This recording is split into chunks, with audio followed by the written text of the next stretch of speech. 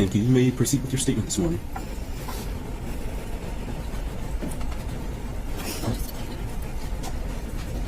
I've contemplated how to put November 30th, 2021 into words since the day it took place. How to verbally acknowledge that day's impact, terror, sorrow, and tragedy. How to make a victim's impact statement quite literally. I would love nothing more than to stand up here and say that I have overcome the obstacles of that day and have continued to live my everyday life. But that would be a lie. November 30th has altered my life in every single aspect. It has changed and molded the way I think, the way I feel, and the way I act. I can no longer sleep without having flashbacks of a bullet entering one side of my neck and exiting the other. I feel limited on what I can do at 19 years old because of the thoughts running through my head. My entire existence has been consumed by fear, and that I will once again have to experience the pain and the suffering that I felt on November 30th. I used to love attending school, where I would learn and create connections with others. I now experience panic attacks nearly every day when I have to attend university. I can no longer sit in a classroom and focus and take notes like many students around me. Now when I sit at a school, I feel anxious, checking for all my exits, highly in tune with all movements inside and outside the classroom, flinching at every sound from the walking upstairs to a pencil dropping, and counting down the minutes until I feel that I can breathe again. I cannot remember what it's like to feel safe and secure in any space that I occupy. I often cancel plans because I fear leaving the comfort of my home and my family. On the days that I can't get out of bed because I'm afraid when I'm sitting in a restaurant or classroom or even walking to my car, the unimaginable will happen again. When a balloon pops, a car backfires, or people run past me, my thoughts have been consumed by fear while my body is constantly in survival mode. I mourn the life I once had, which my selfless parents worked so hard to create for my sister and me. Free of hardship, pain, and worry. A life filled with opportunities and fearlessness. I feel that the structure my parents created was burned to the ground that day. Everything I had the privilege of not feeling or fearing is now my daily life. I mourn the childish wonder and carelessness stripped from my little sister, the most fantastic person I've ever had the privilege of sharing life with. I mourn the person I used to be, because although I survived, the original pieces of me didn't. I will never have the opportunity to experience life like I used to, with so much joy and clarity. The scariest part of November 30th for me was not that day itself, but the days that followed it. On the days that I feel like I am not occupying my body, but watching it from above. I feel like I cannot breathe because I'm paralyzed in a world no one who hasn't experienced something like this could ever imagine. Pieces of me shattered that day, and 2 years later, I am still struggling to put them back into place. But every day, I choose not to allow what a selfish individual decided to do to break me. I, Riley Franz, am a survivor of gun violence. I, Riley Franz, am a survivor of a terrible epidemic caused by a broken system. But I refuse to be known as a victim at the hands of an individual with no regard for others. His selfishness will not consume my identity. I am so much more than a victim. I'm a daughter to the most amazing parents, Jeff and Brandy. I'm a sister to the most remarkable young woman I have ever met, Isabella. It brought me to a dark place, filled with sadness and grief for the families who lost someone close to them, as well as the thoughts about what other students in the school and their families were going through. Those were and are the darkest moments of my life. I felt then, and still feel now, the guilt of surviving. I know that if it wasn't Justin's life that was taken, it could have been mine, and I'm forever grateful for him to him for that. I almost feel guilty about being alive, knowing that Justin's family is living in grief. I remember meeting them for the first time and not knowing who they were, what they were going through, or how they would react. That guilt is now compounded with sadness, fear. My life is now full of what-ifs, and it's hard to present in the moment. He robbed me and the Oxford community of so many things. Thankfully, our community came together to support one another. But this came from a place of trauma and brokenness and should never have to be this way. So many people, including myself and my family, had to reshape, reorganize, and reschedule their lives financially to accommodate for the aftermath. The therapy appointments, groups, doctor appointments, community events, court dates, etc. When we were in our most vulnerable states, we had to endure the challenges and obstacles that come with the tragedy. There are so many things in our lives that won't ever be the same. We were ultimately robbed of our trust, safety, security, friends, school hobbies, and life as we knew it to be. Your Honor, I trust that you will assign a sentence that makes sure he won't ever hurt anyone again. No matter the outcome of the sentencing, I hope he can receive the counseling he needs to understand the impact of his actions that it had on the community and the people's lives. I hope one day he realizes how unnecessary it was. It's been over 2 years since that day, and I'm still very much in the process of healing. Not a day goes by that I don't think about it or feel the impact. My hope is that one day things will steady out and my day-to-day life will become easier. I hope that we can all heal to a point of living without feeling afraid, anxious, hopeless, or guilty. I hope this is something that will grow with me and strengthen me, but no longer define me. I hope we can all get to a place where November 30th, 2021 is a day of remembering the lives who were taken and is no longer remembered in the way the perpetrator had intended. I hope we will come out of this stronger than we were before to carry on the legacies of the four lost. Thank you for being here. Sorry that you went through this, but you were very well spoken this morning. Thank you for your statements. Thank you for your support. Thank you.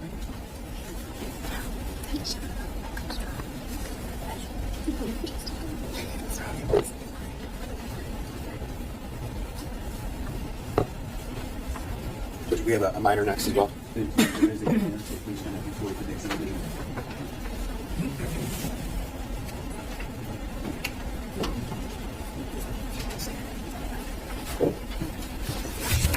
Good morning. You do not have to state your name for the record as a reminder, but if you want to state your name, you may. But you may go ahead and continue. Go ahead with your statements. My name is Aiden Watson, and I'm an 11th grader at Oxford High School. Your Honor, in 2021, I started my first year of high school, and it was my first year back to seated classes after a year of doing online because of COVID. I was really excited to be in high school and go to this class called Radio, TV, and Film because I wanted to be an audio engineer. I love to edit videos and work on anything audio-visual. At home, I would set up concerts for my family with special lighting, microphones, speakers, videos, and a stage. At church, I was helping out with sound, doing lights for VBS, and I started doing some DJing stuff for events and grad parties. I couldn't wait to grow up and move to California to work in the movies. Around the end of October, threats started happening at the school. I remember the deer head and a picture of a bird in a jar. I remember being on the bus and my friend showed me in a group chat a threat that scared me enough to call my mom and ask to come home. I didn't go home that day. I also didn't get shot that day. I remember that was the first time I was really scared that something could happen. On November 30th, 2021, I was a freshman in high school, and before my 5th hour algebra class, the shooter turned that fear into reality. I remember going out into the hall to see why kids were running and what noise that was. I thought it was a senior prank, but by the time I realized, I was staring at Tate Myre, and he was shot, and he died. I tried to run into my classroom. I didn't know I got shot until my friend told me I was hit, and he said that we needed to get out of there. Everyone in my class didn't know what was going on. Some girl asked me if this was real, and I remember looking down at my leg, seeing the blood, but still not feeling anything. At the same point, I ran out of the class and out of the school with a friend. Everyone was still in that classroom, and the shooter was still out there somewhere. I was running so fast out of the school, I called my mom because I was scared and I wanted her to help me. I didn't know what to do, but I ran and called her for help. My friend flagged down a car and I got in it. It was someone I didn't know, and he told me that his kid was in there. Instead of him going in there to save his kid, he saved me instead. He drove me down to his business. Somebody at his business called 911 and an ambulance came, but they didn't take me to the hospital. Later on, my mom came and she was crying and panicking, which made me cry. I still couldn't feel the pain, and I can remember some things, but details and how things looked, I can't remember clearly. My therapist said it's because I am blocking it out to protect myself. But I remember what happened after the night and how everything changed. At the hospital, I had to talk to many different people from different law enforcement agencies. I told the same story 4 times. It wouldn't be until I watched the video in the prosecutor's office and I would find out that my memory was not exactly right. This was hard. In the hospital, police took my clothes, including my marching band hoodie with my name on it that I got from being in marching band for my first year as a high school student. I didn't want to be in the hospital, so we left. I remember the pain that night, and it was a pain that I would keep on having. We had to change the bandages all the time, and every time it would peel off my skin and hurt badly. This went on for what seemed forever. I couldn't walk then. I didn't realize that I would never be able to run again without having pain. I used a wheelchair that I borrowed from my church. I tried walking in a boot, but it hurt too bad. I was shot through my leg, so I had 2 wounds on each of the side of my leg, and the boot squeezed and pushed into my wounds when I tried to move. I couldn't do it. I just had to lay in bed. Eventually, I was walking on crutches. Sometimes it is still hard, and the pain just happens. I get random extreme pains in my leg to the point where I have to sit down, and I can't continue what I was doing. I have lots of testing, including something where they poked me with a bunch of needles and they messed with my nerves. That felt like I was being burned. I found out I have permanent nerve damage, and that might be where the pain is coming from. I did physical therapy for the first time, and it was a lot of work. I ended up having to go back a second time because the effects came back and they were even worse. It was hard and helped, but not completely. I took prescription medication now to help with the pain. Since it happened, I've tried to do different things, but marching with the band and parades can't happen for me anymore. I tried football, but I had to kneel most of the time on the sidelines, and I really couldn't play. The rest of the team didn't understand, and some of them were mean to me. I was afraid for a long time, and sometimes I still am, but I try to make it better now. I don't want this to happen to me, so I always will be looking around. I will be prepared next time, and I will know when to run when it happens. I always look around now, and I am more careful in situations now. After it happened, I was afraid to be in crowds, in loud situations, and indoors where I couldn't see how to get out. One time I was at a banquet for my sister, and I saw a kid hiding in the corner in a black hoodie. I started crying, and I started to run out. That happened to me a long time ago. I would start to get really scared and run out wherever I was. Another time, a neighbor shot off a firework in the middle of the day. I was really scared, fell to the floor, then ran into the house and locked myself in the bathroom. I couldn't calm down. I was prepared for fireworks happening at night, but not in the middle of the day. I started seeing a therapist from church, and that didn't really help. I did EMDR therapy, and started to see different therapists. She helped me. She went to the school with me so I could walk around and work through some things at school. I still see her sometimes when I need help. I called her in the parking lot at school once.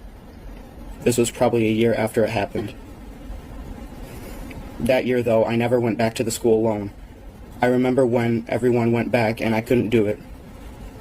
I just wanted to be like everybody else, but I couldn't. It was too hard. I went back to one class at the end of the year because it was my favorite, radio, TV, and film, and my sister sat in there with me every day so I could go. It didn't matter. I didn't like that class the same way then. My sister was a senior. She sat with me until she graduated. I never went back that year. I needed a quick escape, so she had to be there. I still need that. I drive now, so if I need a quick escape, I can drive away myself.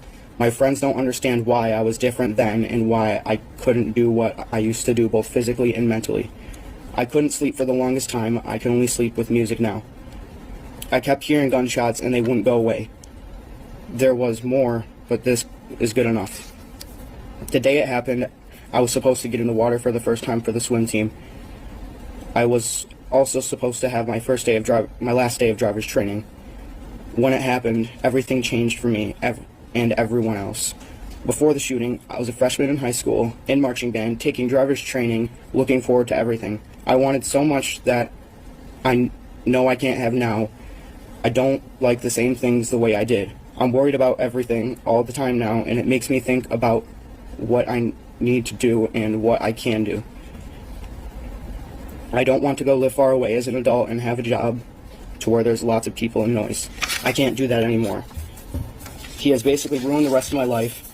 Even though it's 2 years later, I still feel pain and effects he did. Every day I feel them. I believe that the shooter should be locked behind bars forever because of all the things that he did. Someone like him does not deserve to be walking amongst other people in this world. He should get life without parole, and he should be locked in prison forever. He should never see the light of day again. He is a horrible human being, and the fact that he did what he did and the fact that he thought what he did on November 30th would be fun is proof that he is horrible. I do not believe that he is crazy. I believe it's a scheme. I believe he's trying to lie to us to try to get out of prison early. If it were up to me, it would never happen. He would never be able to touch grass outside of prison.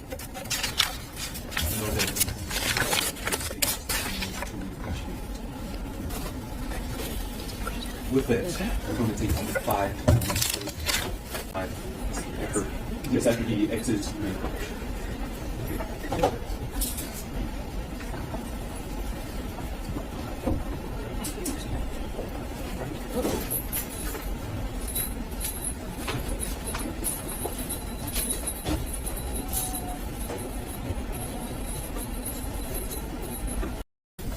Thank you. With that, people, you may seat. Thank you. Miss Linda Watson. Thank you. Good morning, ma'am. Good morning. Please state your name for the record. Linda Watson. Thank you. You may go ahead and proceed with your statement, ma'am. Thank you. Thank you, Your Honor, for allowing me to speak today on behalf of my family. And thank you to the prosecution and the advocates and the Resiliency Center and the community of supporters. And mostly thank you to these folks back here who we've grown to know through the worst of circumstances. To the shooter, you can look away and you can look down, but your ears are still open. So listen. Almost everything since November 30th has been hard and felt impossible for my family. That day at 12:53, my cell phone rang. It was my youngest son, Aiden. That was a moment I will never forget. He was screaming, "Mom, I've been shot, help me. There's a school shooter." I didn't know exactly where he was in the school at the time, if the danger was over, or if he was even safe. At first, I told him to hide, but then he told me he was running outside. It was snowy that day, so I told him to bury himself in the snow. I didn't know if he was being chased. I didn't even grasp the gravity of the situation. All I knew in the moment was that my son was shot and he needed me. While still on the phone with him, I could hear him getting into some stranger's car. I felt helpless and terrified.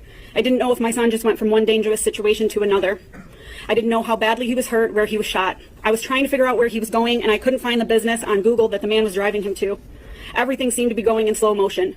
I made it to the intersection by the high school, and even though I couldn't see the school, everything was quiet. No police, no ambulance, no sirens, nothing. I must have gotten there so quickly, despite it feeling like forever.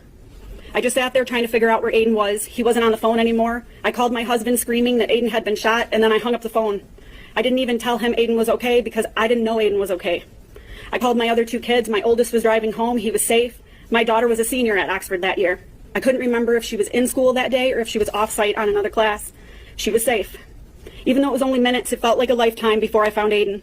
When I got to the building, he was sitting in a chair with his leg up. I remember sobbing while holding him. That was hard and felt impossible, but I found him. There was a lot of blood. It covered his shoe and his pants. He was being so strong, and I didn't know that he was in shock.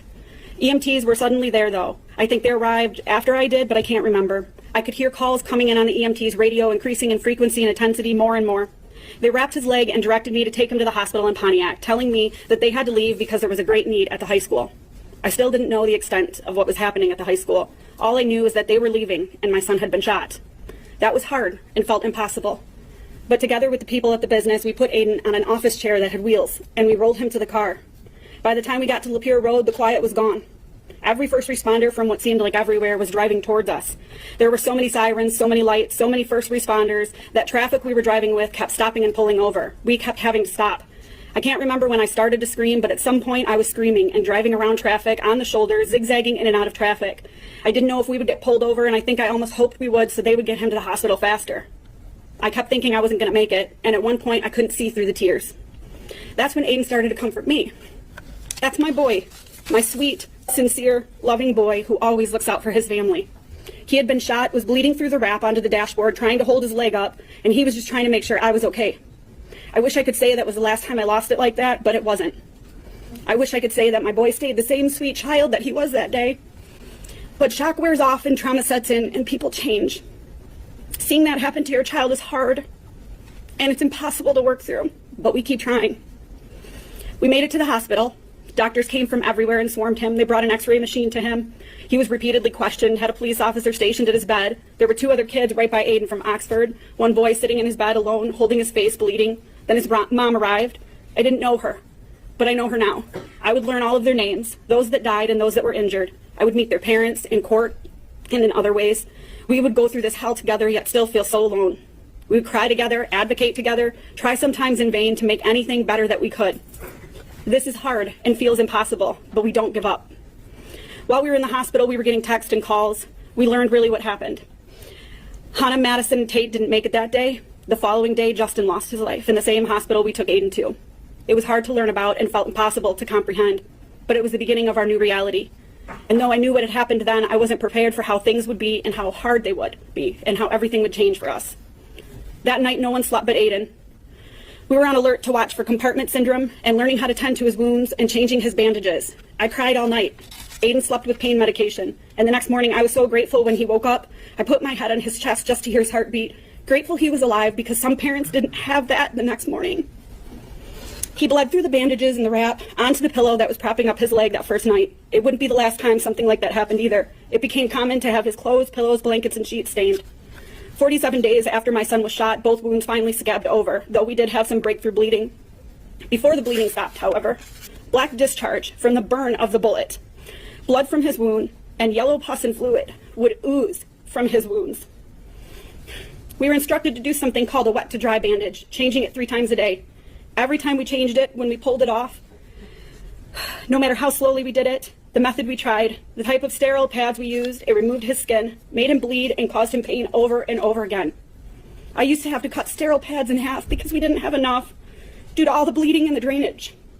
I remember having to wash out ace bandages and hang them in my shower to dry. He became dependent on the wrap that covered those bandages. He wouldn't give it up for months. He insisted he needed it to protect it. We didn't argue. We just kept washing them. I didn't have what I needed to help him at first. That was hard and felt impossible. But people from the community came to our home, and they brought us supplies to help our son.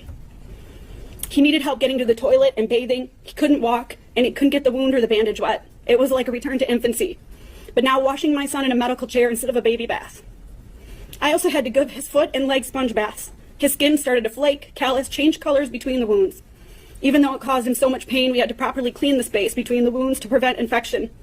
That seemed to be really painful for him, and he developed a large indentation across his leg as he healed, where the bullet had destroyed part of his leg, taken muscle, damaging nerves, and removing tissue. He required personal care services around the clock because he couldn't walk, toilet, and had to be brought food to eat while lying down. I remember worrying about not being able to go back to work, about insurance, and paying our bills. I would hide and cry on the bathroom floor so he wouldn't see. Being so upset I couldn't stop throwing up, because I didn't know if we were going to be okay financially, if I couldn't go back to work because I carried the benefits for our family. But it didn't matter because I wasn't going to leave him. My husband was off work too, and we just didn't know how to be anymore. We couldn't function. We only knew we had to be there for him and for our family.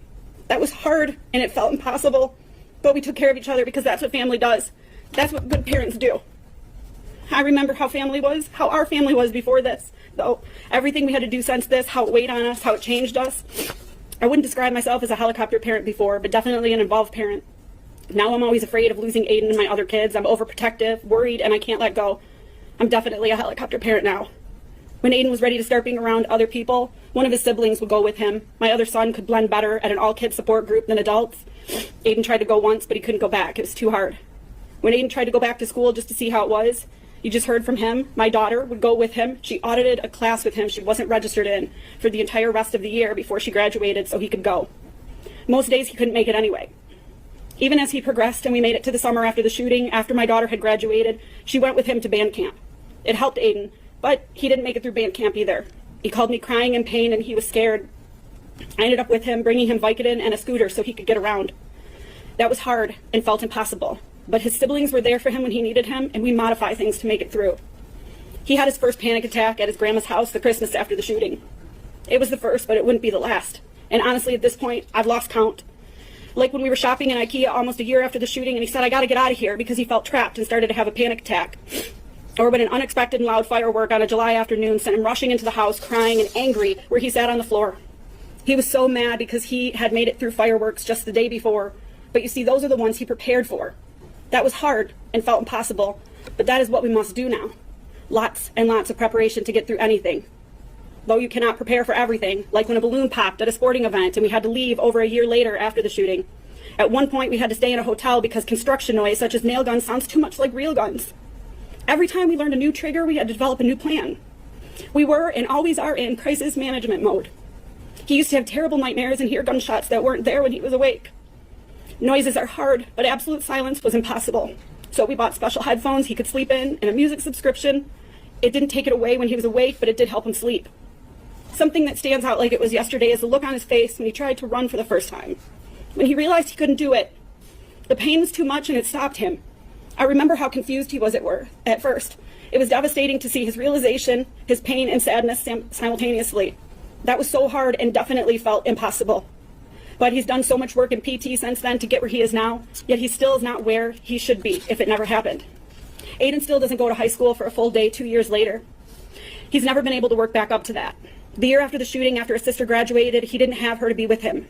He also didn't have what he referred to as a quick escape, because that was his term for the ability to get out of the school if he needed to. We had a plan for that too. Last year at the beginning of the school year, I had to drop him off and sit in my car in the parking lot for the few hours that he was there each day. That was hard and felt impossible to send him back to school at all. But he learned to drive, and we created a process with the school that included a special contact he would have.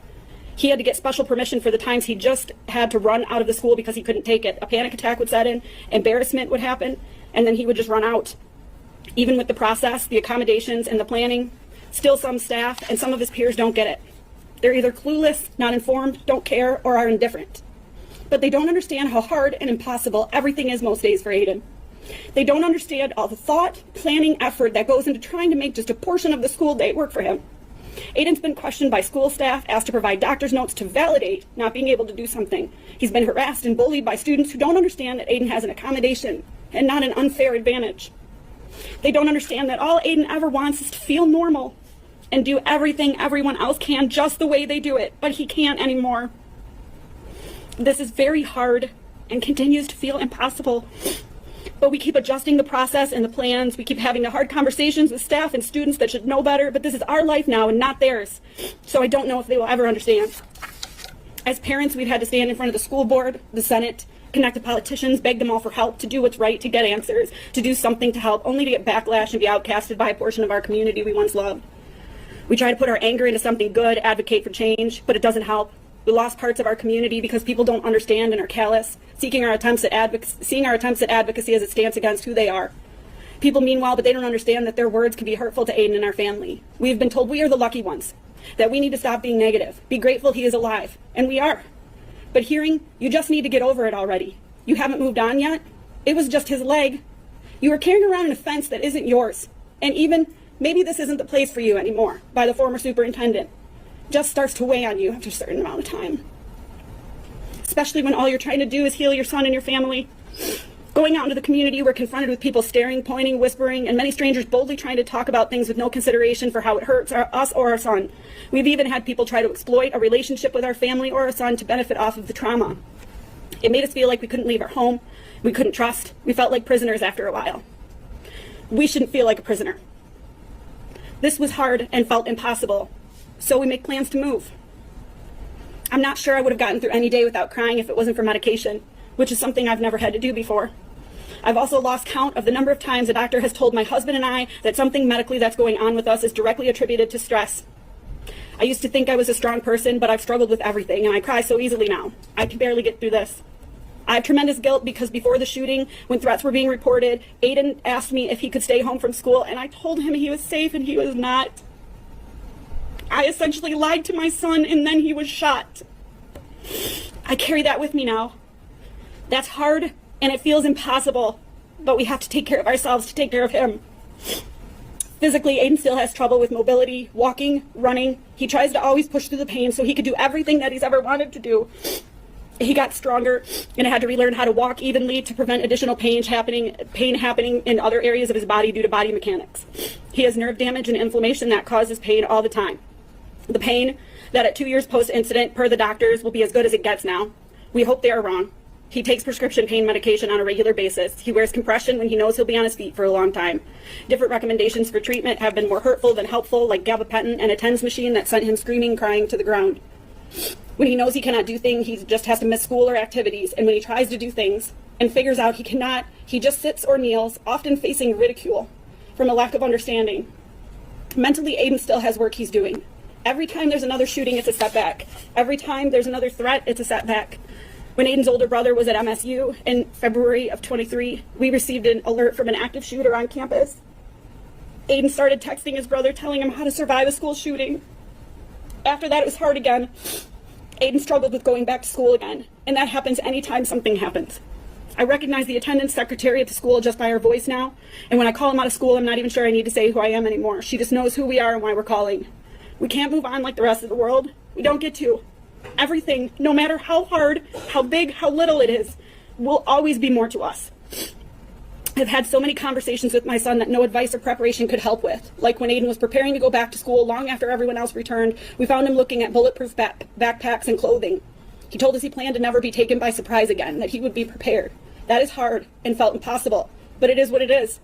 We get through it all with plans, conversations, music, tears, help, bandages, doctor's visits, wheelchairs, crutches, a walking boot, physical therapy, EMDR, therapists, medications, compressions, TENS machines, and anything else we can try, because we will work to help him feel physically better and mentally safe. I really thought about not sharing my statement because of something we heard during the court proceedings, that the shooter said he wanted the parents of those who passed to suffer. My kid is alive, and for that we're grateful, and we have suffered. And for that reason I am speaking, because I want him to know that he did cause suffering. But what will happen next in his life and next in our lives will be the exact opposite. We will move on. He will not. Just because it's hard and pretty much always feels impossible, we don't give up because we can't and we won't. This isn't just a part of our life, it is our life now. There's been so much that Aiden has gone through because of this, and I didn't cover it all. I left off some of the most painful and uncomfortable things because this is all the shooter will get from us, forever and ever. What a bullet and the shooter took from Aiden and our family is hard and impossible to describe completely. Aiden will be dealing with this for the rest of his life. There's no sentence that can take that away or change that. No sentence that can make the shooter understand or feel what our family has felt and still feels. My son will have to live with pain, trauma, and limitations because of this forever. So too should the shooter have to deal with the consequences of his actions by being incarcerated for the rest of his life. For everything that we have experienced that's hard and felt impossible, the shooter, this monster, should have to feel everything hard and painful and impossible for the rest of his life. The closest thing we can get to that is life in prison. There should never be a possibility of my son coming across the shooter at any point in his life. Aiden doesn't deserve to have that be another fear he has to live with because of him. Otherwise, there is no justice. Thank you. Thank you. And thank you for being here, ma'am. I know that it's not easy for you to do so. Thank you for your statement. I listened very closely, and your statements did not fall on deaf ears. So I truly appreciate you being here this morning. Thank you. You're welcome.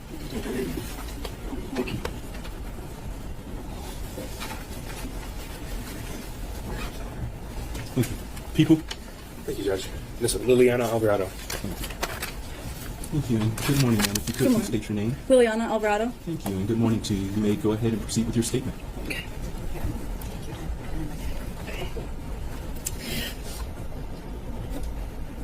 And take your time, ma'am, whenever you're ready.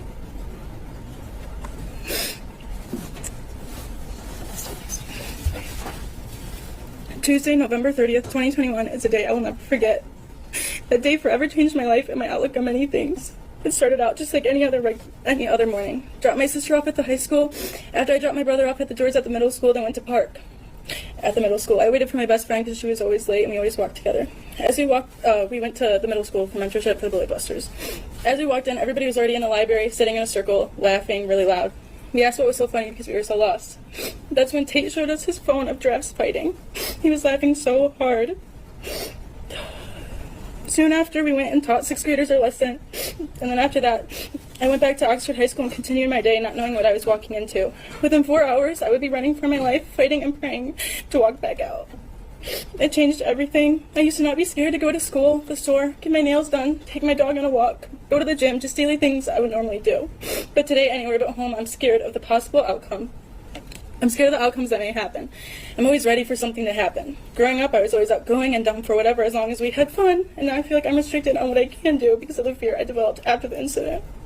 Kids should not have to fear going to school or have to worry about if they're going to make it home at the end of the day to their family or their family worrying about their children at school. This incident not only took a mental toll on myself, but everybody in the community. My little sister, who was 8 years old at the time of the shooting,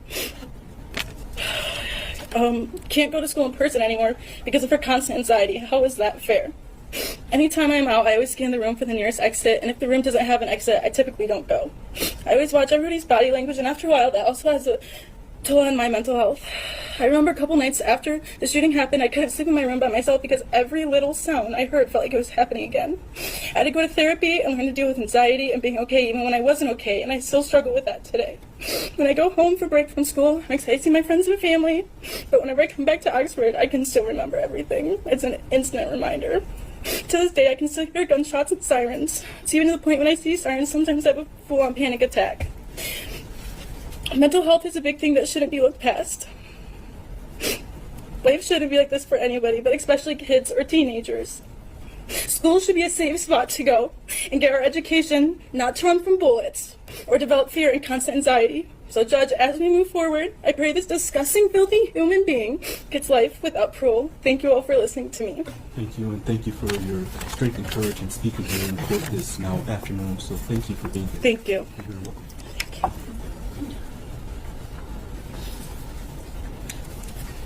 Thank you, people. Ms. Crystal Baldwin. Thank you, ma'am. If you could, please state your full name for the record. Crystal Baldwin. Thank you. You may go ahead and proceed with your statements this afternoon. Thank you.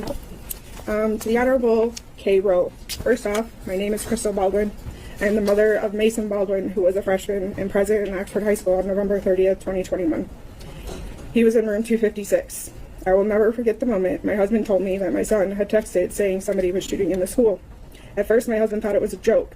It wasn't until I got online to a local Oxford Mom Facebook group and confirmed my worst fear and what my son texted. This is when my worst nightmare started, and I called him immediately to make sure he was okay. The words he spoke when he answered will haunt me for the rest of my life. I asked him if he was okay. He said, "Mom, had I been standing where I was 10 seconds longer, it could have been me." My heart sank. I was grateful he was locked down. I told him to stay calm and I would be in touch. I had to get a hold of Madisyn. I texted her, no response. Called her, no answer. Called my son back to see if he knew where she was. He said he would try to get a hold of her. I told him her phone just rang and rang. He blamed it on her phone battery always being dead. I told him this was different, as the phone was ringing and not just going straight to voicemail. Madisyn is my niece and goddaughter, so making sure that she was okay was a priority for me. She and my son were finally in the same school. They rode to and from school every day, so I needed to make sure she was okay. The relationship they were forming was more of a brother-sister relationship rather than cousins. I had this growing up, and I love that they were able to experience this. A little backstory with Madisyn is I was in the hospital the day she was born. I witnessed her taking her first breath. She was not only my niece, goddaughter, but felt more like a daughter to me. The thought of anything happening to her made me sick to my stomach. It was not until hours later that we were informed of what happened to her. Once my son was finally evacuated from that school, it seemed like an eternity, but finally was able to hug him. I took him out of Myre into the car with my husband. He told me that what the officers told him as they were leaving room 256, they said not to look down if he did not want to be traumatized, as there was a body outside the door. He said there was blood on his shoes. I could not visibly see it due to them being all black. I went back into Myre as we were not leaving until we knew Madisyn was safe. We were all over that store just trying to get a clue. We were told to keep watching for the buses coming from the high school. Little did we know my son's bus was the last to arrive. However, once most of the store was clear, they called 3 families' names: Madisyn, Tate, and Hana. We were led into a very small office as if we were sardines in a tin can. The officer just came right out to say, "We have news on the 3 students. They are deceased." In that moment, my whole world stopped. I heard the words and froze as if the world was spinning and I was standing still.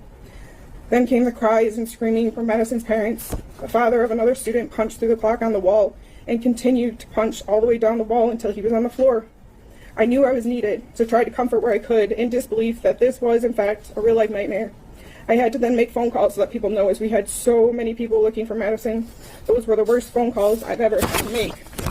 My husband was in the parking lot, in my car. He just screamed and started punching the dashboard. That is how my kids found out that their cousin was killed that day. Both came into Myre to confirm I was not lying. The look on their faces was just devastating. Walking slowly, faces red and tears streaming down their faces. I say all of this to paint a picture of the nightmare this 15-year-old caused on November 30th, 2021.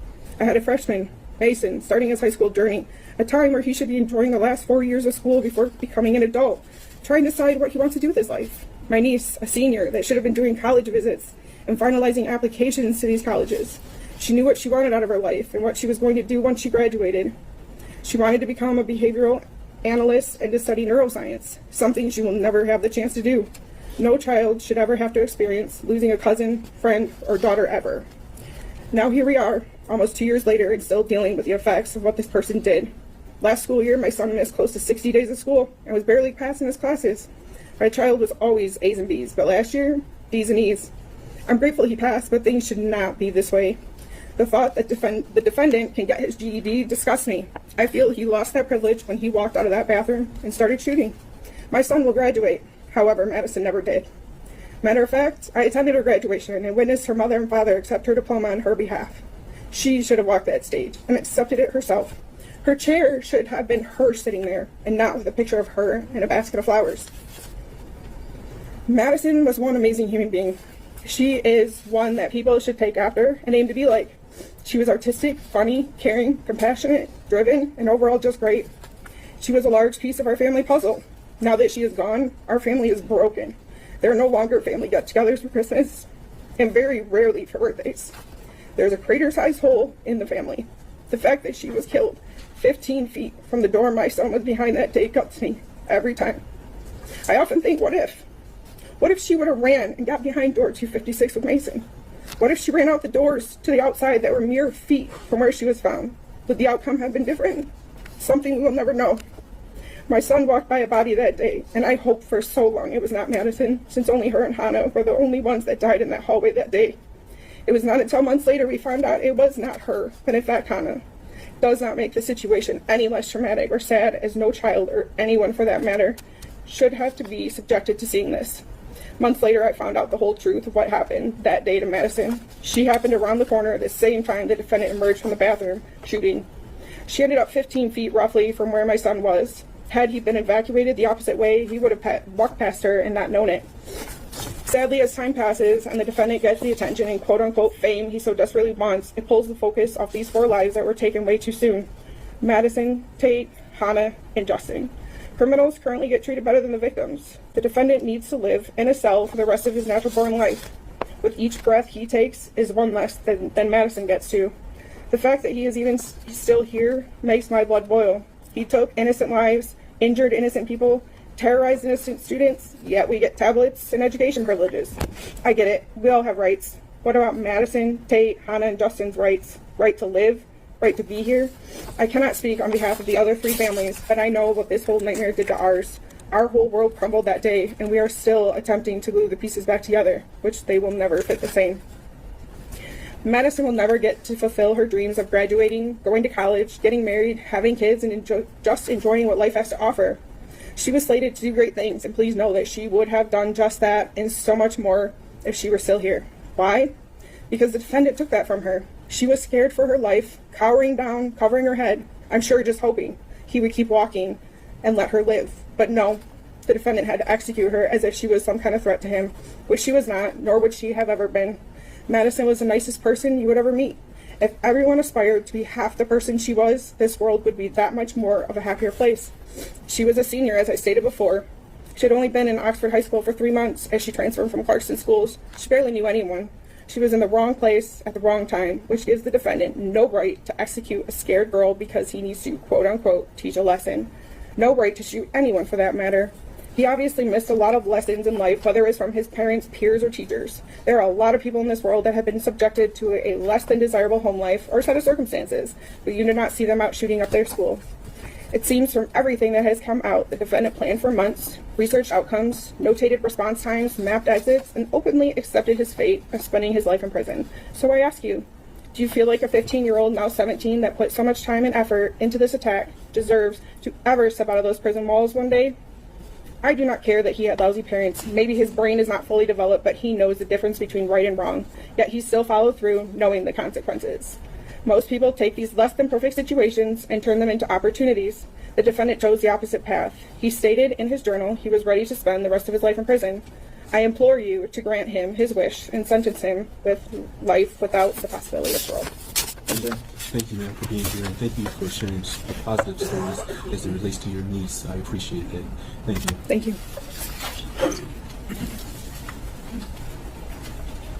Thank you. People?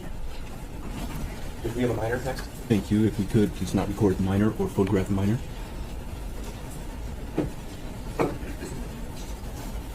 Thank you.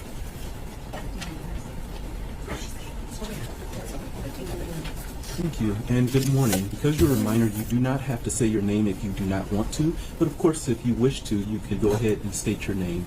With that, you may go ahead with your statement this afternoon. My name is Avery Bluenstein. I'm a junior at Oxford High School, and today I want you to look at me. I have faith that the justice system will do its job, and you will never see me in person. So today, I want you to look at me, because it'll be the only chance you'll ever get to. As I stand here today, I'm 16 years old, and I'm a junior at Oxford High School. I was 14 when you shot people right outside my classroom. As I think about it now, I can feel the adrenaline running through my veins. I was a freshman in room 256, my world history class. I sat on the floor of room 256, and there was no doubt in my mind. I was certain I was about to be murdered. More than thinking about myself, I thought about my sister, who I shared a room with. That night, she would come home to our shared room, and she would be alone. Would she get any sleep? Could she ever again? And at my funeral, what would they even talk about? I haven't accomplished anything. I was 14. I'm not done living. I wouldn't be able to hug my parents goodbye as I left for college. I thought I was never going to be able to get married because it was all about to end here in my history class. I hoped and prayed, please, when I get shot, don't let it be my face. My family wouldn't be able to handle it if I lost my face. Could my friends say goodbye if I didn't look like myself? November the 30th, 2021, I was given my very own life sentence. I was only 14. I am now sentenced to a lifetime of PTSD. I've spent hundreds of hours in therapy offices, and I've spent all my tears on this for so long. Whatever punishment the shooter gets, it will not be enough. Nothing could ever be enough. You took Hana St. Juliana. She was so strong. She could have lived, but you stopped in your tracks and you shot her again. She didn't deserve it. My teachers, in the beginning of November, had made arrangements so I would sit with Hana in my classes, because I was new to Oxford that year. My teachers looked through my schedule, and they looked for kids that I had a lot of classes with, and Hana was on that list, and they knew her, and they knew that she was kind, so they told my teachers to set me with her. She was so talkative and friendly. Tate, Justin, and Madisyn didn't deserve it either. The only person who does is you, but much worse. In room 256, a boy announced while we were still in the class hiding, after looking on his phone, that Hana had been shot. She was supposed to be there with me. The only thing I could think of was to text her. I, of course, didn't get a reply. She was supposed to be in my 5th hour class with me. As I was waiting for her reply, I thought, this can't be real. Come December, we'd be back sitting in history class. That night, I saw Hana's face on the news. She was confirmed dead. Hana had so much potential. She was set to do great things in this world. All that's left is her legacy. I used to have Hana on the app Snapchat, and there's a feature on there where you can see where your friends are. It's called Snap Maps, and when you open up the program, it shows where your friends are. And I remember after I'd come home that day, I could still see her icon on the map, so I kept that hope that maybe she was fine. And even after, I would still see that whenever someone opened up her phone. I will never have an ounce of forgiveness for you. I will only learn to forgive myself. Because I didn't deserve this. My community didn't deserve this. I still have faith in people. I still believe that most people are good. You didn't rob me of my kind heart, even though I'm sure you wanted to. I am 10 times stronger than you will ever be. You do not have any power over me. After today, I will live my life, you will go behind bars, and I'll never have to see your face again. You are a waste of space. I'm not sorry to say that. You're not special. You don't have a divine right. You're just an insecure, weak, fragile, insecure boy who could not deal with his own problems. Your name will never be said.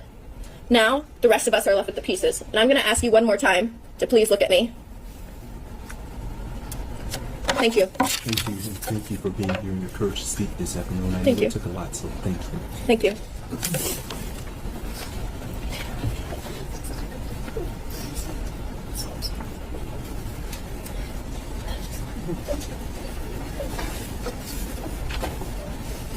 Thank you, people. Marcia Hudson.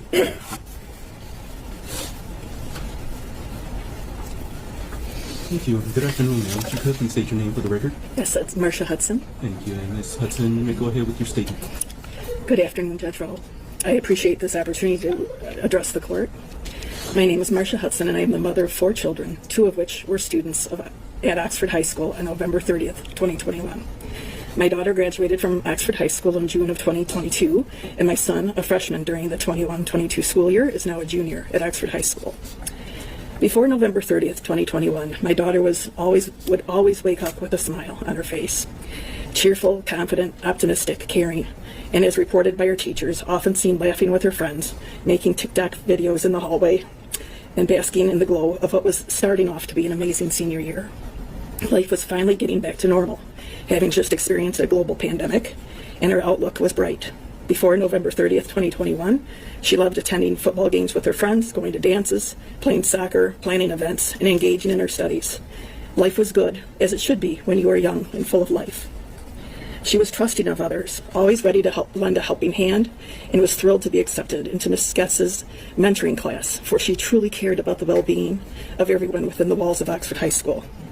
She wanted to make a difference for others. On the morning of November 30th, she joined Tate, Kylie, and the rest of the mentorship class to deliver their Bully Buster lessons at Oxford Middle School, serving as mentors and friends to these younger students. After the shooting, things have changed significantly for many of us, my daughter included. She still has trouble falling asleep and quite often awakens several times throughout the night. Loud sounds, sirens, and sudden movements cause an uncontrollable reaction in her. She involuntarily begins to shake. She drops to the ground, covering her head, and begins to cry. Like many of her friends and members of our community, she has been traumatized. She has been formally diagnosed with PTSD, anxiety, and depression by her medical doctors. It is important for me to note, however, that despite it all, she is making her way through and out, taking small steps forward, healing each and every day. The light is once again beginning to fill the dark spaces. This is happening, of course, because of her tremendous strength, the support she receives from her family and friends, but primarily it is through a lot of hard work she continues to do weekly with her therapist. Her father and I are tremendously proud of her. She is currently a pre-med major at Michigan State University, and despite everything she has endured and watched her friends endure, her faith in humanity is slowly returning. She is determined not to let the evil acts that she witnessed take anything more away from her. As a mother helping to navigate not just my children's emotional and mental health, but that of my own, I too recognize the ways in which I have been affected by this senseless act of violence. The events of November 30th, 2021 have rocked the very foundation of what I have known to be good and right about the world. And despite the depth and breadth of emotions that I have experienced since November 30th, 2021, has fundamentally changed who I am today. I struggle with my emotions to this day, and the thoughts, feelings, and memories continue to rise up unexpectedly, like as I drive into the local Myre parking lot. My mind still flashes back to the day that we all raced there, praying and pleading along the way. I remember arriving and watching my child crying, unseen, running back and forth across the parking lot, completely panic-stricken. I remember how desperate I was to get her into the car and hold her close, to hug the fear and sadness away. Simultaneously, I think about and pray for the parents of those that also raced to Myre, so that they too could be reunited with their shaking, panic-stricken children, only to learn that they will never again be able to hold their child. These emotions are triggered by memories. There are still moments when I receive a text from my son or daughter, and my heart skips a beat, remembering the text I received from my daughter moments before I understood what was happening. I love you, Mom. A gun is in school. And later that day, when I had a number of children sitting in my TV room, shaking, crying, in a state of shock, one with his classmates' blood still on his shirt, watching the news reports, the increasingly disturbing tragedy unfolding before our eyes, in my beloved town in real time. The looks on their faces as they realized which of their friends were wounded and were killed, how life as they knew it had changed forevermore. Memories of the yellow and blue ribbons, the Oxford Strong signs, the makeshift memorial at the high school, the prayer vigils, and the funerals. On November 30th, 2021, 4 beautiful people were taken from this earth and 7 others wounded through a senseless act of evil. I believe that the Oxford High School shooter should remain in jail for the remainder of his life and be sentenced to life without the chance of parole. The shooter, who craves notoriety, is not deserving to have his name included in my thoughts, and so I'm intentionally omitting his name from this written statement. I do, however, wish that his parents would have provided him with the love and care that he deserved and was begging for seemingly all his life. I will never mention the shooter's name ever again. Instead, I choose to take this opportunity to remember and honor our victims. Multi-talented Justin for his heroism, his wit, and wisdom. Madisyn for her ability to make the world more beautiful, not only by her presence, but by the amazing works of art that she created. Tate, our forever captain, Oxford superhero. Through his legacy of leadership, our community's youth will emulate and strive to embody Tate's traits through their involvement in the incredible 42-strong Tate Myre Foundation. And Hana, our beautiful flower, whose memory will be honored in many ways, especially through a garden that is currently being constructed in her honor. We will all care for Hana's garden. We will visit and remember and bask in both its beauty and her memory. Their legacies, their beauty, their love of life, and the gifts they bestowed to others. We will remember you. Tate Myre, Hana St. Juliana, Madisyn Baldwin, and Justin Schilling. Forevermore. Love wins. Thank you for your statement this afternoon, guys. Madeline Johnson. Madeline Johnson is next. Thank you. And good afternoon, ma'am. If you could please state your name. Madisyn Johnson. Thank you. You may go ahead and proceed with your statement. Thank you. My name is Madisyn Johnson, and I'm here today to speak on behalf of myself, my family, and my best friend, Madisyn Baldwin. I was a senior at Oxford High School when the shooting happened, and I would like to start this off by sharing the shirt I'm wearing. Madisyn used to draw me doodles on gum wrappers, and I'd keep them. One day she gifted me the one on the front of my shirt, and she said that it was the two of us as dinosaurs, best friends, even in the prehistoric times. This is one of the only things I have left to remember her by. So we can see your shirt because I can't see. This is the back. Thank you. On November 30th, 2 years ago, Maddie and I were coming from our 4th hour AP statistics class that we had together, and we were walking down the 200 hallway. I had a lot of time to get to my next class, so I figured I would walk Maddie to her 5th hour class, sociology. Once we neared the end of the hallway, we realized that the shortcut she usually took, the courtyard, was closed for the season. I've since heard that the courtyards were not closed that day, but we both seemed to think that they were. We had to take the long route instead, the one that curved around the school. Little did we know we were walking straight towards a gunman. Since neither of us had intended on taking the long route, I realized that I was going to be late for class, so I said goodbye to her and turned around to start walking the other way. I didn't think that goodbye was going to be permanent. I thought it was goodbye for an hour, and I'll see you next class. As soon as I started walking the other direction, I heard the first round of bullets. The pattern of them still plays in my head every single day. For a moment, just a fraction of a second, everything went quiet, or at least it did for me. I looked around the hallway and saw looks of horror on the faces of teachers and other students. Their faces are frozen in my mind. I didn't see Madisyn. I couldn't see where she went. After that fraction of a second passed, it sunk in for everyone in the hallway, and it was chaos. People were screaming, running, pushing, and shoving. Doors were being slammed shut as kids desperately tried to make it to a classroom, and more gunshots rang in my ears. I wasn't in control of my own body anymore, and I couldn't feel any of my limbs. My hearing went out, sort of like when you're underwater and people above you are talking. My vision went blurry, and I didn't even realize that I was running as fast as I possibly could to the other end of the 200 hallway. I later recalled that I passed so many exits, so many side doors, but during those few minutes of hell in the hallway, all I could do was run forward. I found out that Madisyn died a few hours later from a photo on somebody's Snapchat story. I didn't believe it until multiple other people confirmed it for me. Even then, for months, I still didn't really believe it.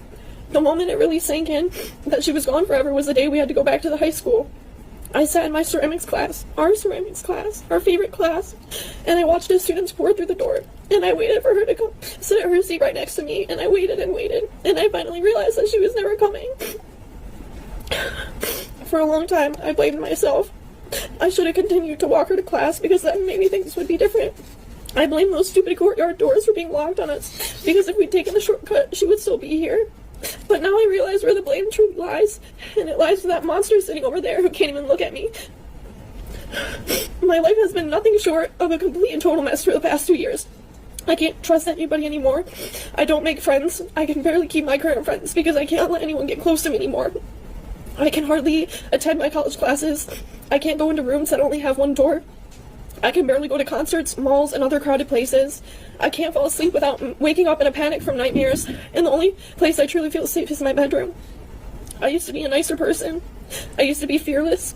I used to be a good friend, but I can't be any of those things anymore because the only thing that is ever on my mind are those gunshots playing over and over again on a loop. I don't enjoy things anymore, but all these combined are not even nearly as painful as it is to live without my best friend. I want the person who did this to know that Madisyn would have been your friend. I want you to know that she would have treated you with nothing but kindness had you not killed her. I'm not sure how much emotion you're capable of feeling, but I hope you regret it. And I hope it eats away at you. And I hope you feel even a fraction of the loneliness that I felt over these last 2 years. But I can't leave this courtroom today thinking that you won, and I can't let you think that either. You turned your pain into hatred, and I turned mine into love. That right there is one of the many differences between you and I. You are never going to know what it's like to have a friend who would do anything for you, and you'll never know what it's like to be happy. You took 4 lives, you took Madisyn's life, but you didn't, and you'll never will take away who she was. She knew joy, she knew love, she knew laughter, happiness, and friendship. She had such a rich life, and she truly lived it. You are never going to know what it's like to be loved, and that is why I win. Because of what you did, you are alone. You are completely and totally alone for the rest of your life. There are no punishments in this world that could ever make up for what he took from us. Not even 1,000,000 life sentences could begin to serve justice, but you have the power to sentence one. 1 life sentence without the possibility of parole. If that is the best closure we are ever going to get, then that is the only viable option. Any lesser sentence or any possibility of parole would be a slap in the face to everyone who is here today. Giving a mass murderer a second chance at life after he took 4 lives, injured 7 people, and traumatized students like myself is unthinkable. Thank you, and please take this into consideration. Thank you for being here, and I'm very sorry about the loss of your friend, but thank you for your strength and courage in speaking this afternoon. Thank you. Thank you. Judge, we have a minor next as well. Thank you.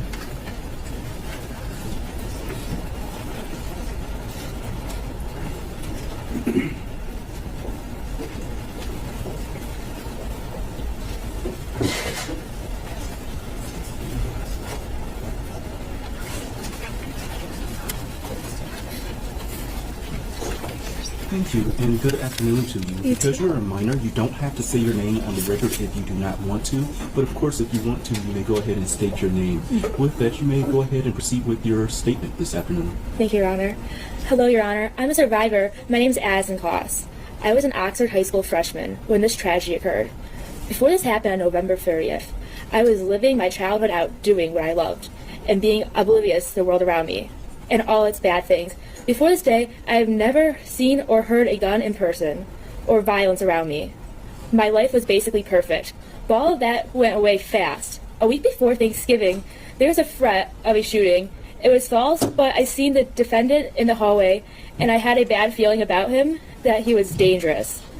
The week we got back from Thanksgiving break, the next thing I knew, I was in my biology class nervous for our test. I was going to use the bathroom before the test, but thank God I got caught up talking with my friends.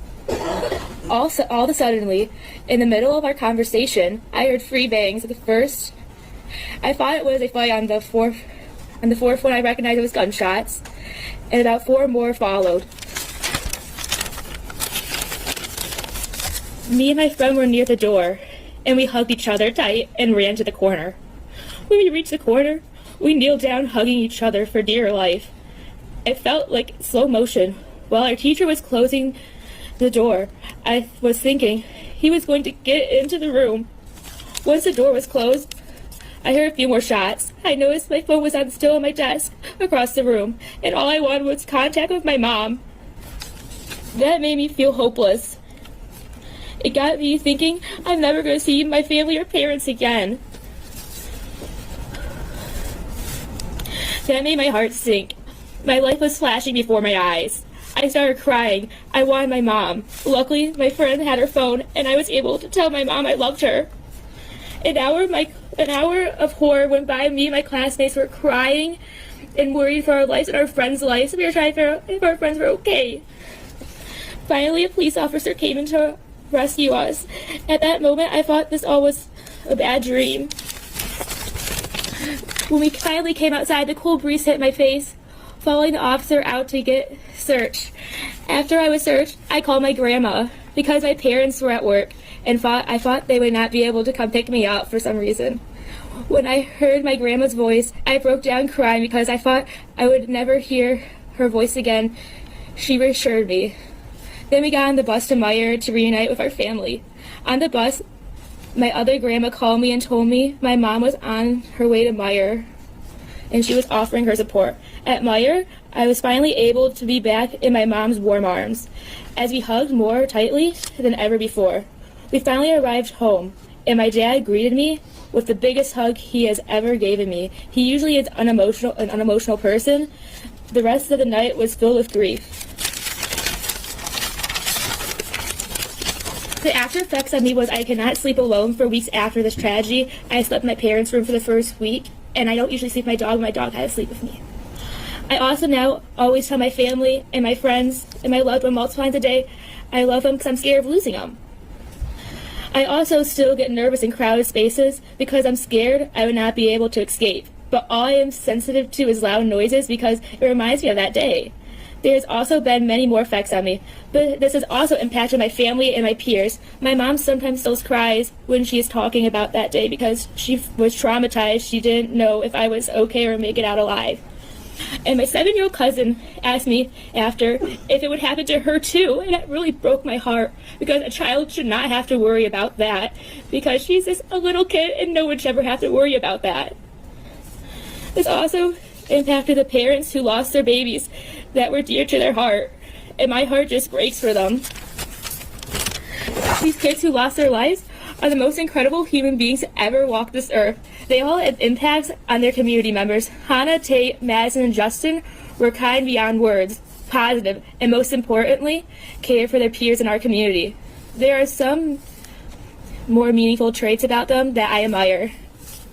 Also, the other 7 who survived are also in possession of the same traits and are strong beyond words. So, Your Honor, I am asking you to give this defendant, or should I say monster, life in prison without the possibility of parole in a maximum security prison, because this monster should never be free again and suffer because he took the life of Hana, Tate, Justin, and Madisyn and injured 7 others and also impacted another 2,000 people, traumatizing them all for life. Why should he walk free while we're suffering the trauma he put on us? Thank you, Your Honor. Thank you. Thank you for your statements this afternoon. Another minor judge. Thank you. And with that, we'll keep the recording down.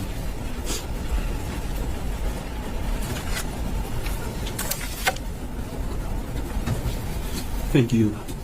If you wish, you may state your name, but because you're a minor, you do not have to. With that, you may go ahead and proceed with your statement this afternoon. My name is Sylvia Lester. By my understanding, a victim impact statement shares the story of how a crime has affected oneself. I feel compelled to share my own story. I never understood or grasped the truly devastating reality of losing someone you love.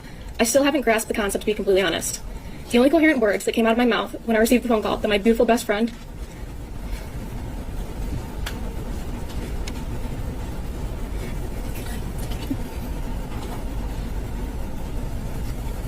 14-year-old Hana St. Juliana had been shot to death were, oh my God. I thought her sister was lying to me on the phone, for there was no way that my Hana had been brutally killed in their school hallway mere minutes after I left her to head to my 5th-hour class. After being placed in lockdown, I hid in the corner of my darkened English classroom, oblivious to the true carnage happening just across the courtyard from me.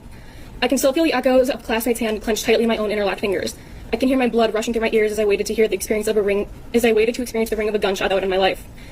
I can no longer walk down the street without thinking someone is waiting to kill me, aiming for me. The sound of sirens automatically alerts my brain to another school shooting, and to the numbing walk after leaving high school, to the same irrational call that will inevitably be following, informing me the other person I love is gone.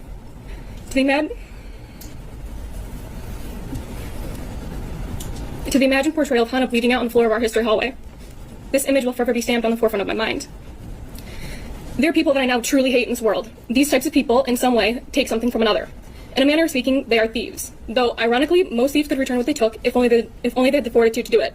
This thief, you, a murderer, can't give me back what you stole.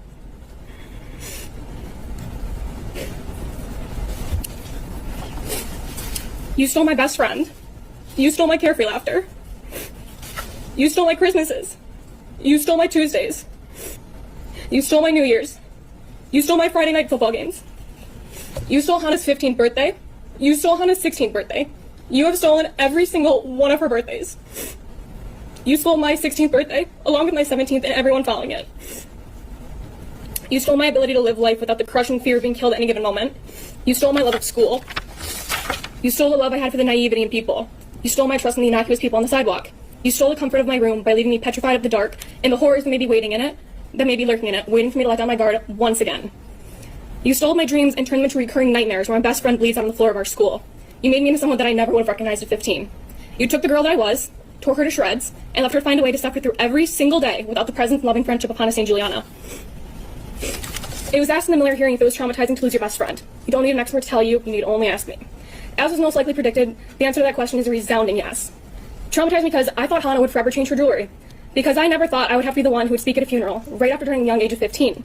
I never thought I would look at my best friend's emotionless 14-year-old face in a casket.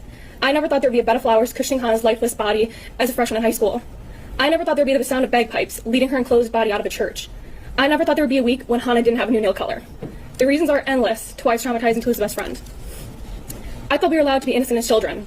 I never could have fathomed I would blame myself for the death of my best friend. I never could have imagined a day where I would have to blame myself to try and give a reason as to why she died, to why you decided to take her life. I never could have conceived the idea that at 15 I would feel as if my best friend's blood was on my hands, all due to the reality that I left her in a hallway because I didn't want to be late to class.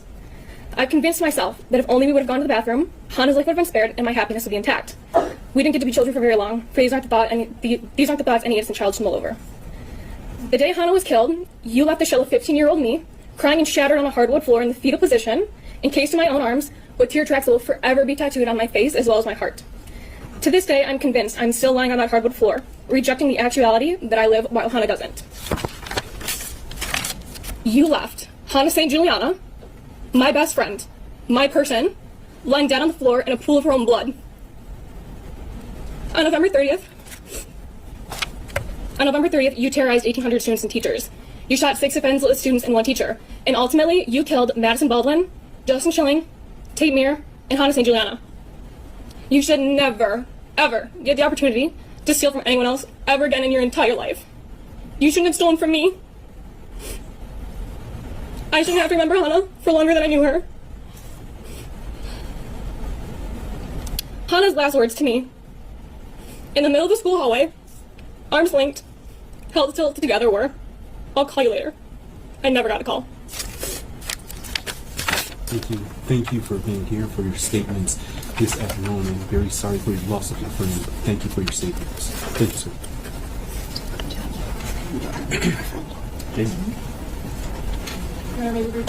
Yes. Council approach before the next individual approaches the podium.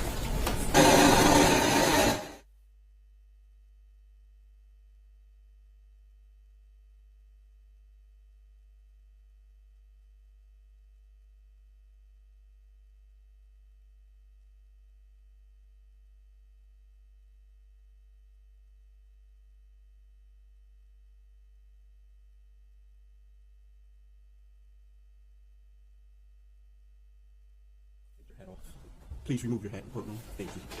Thank you. With that, people, it's the next individual minor. Thank you.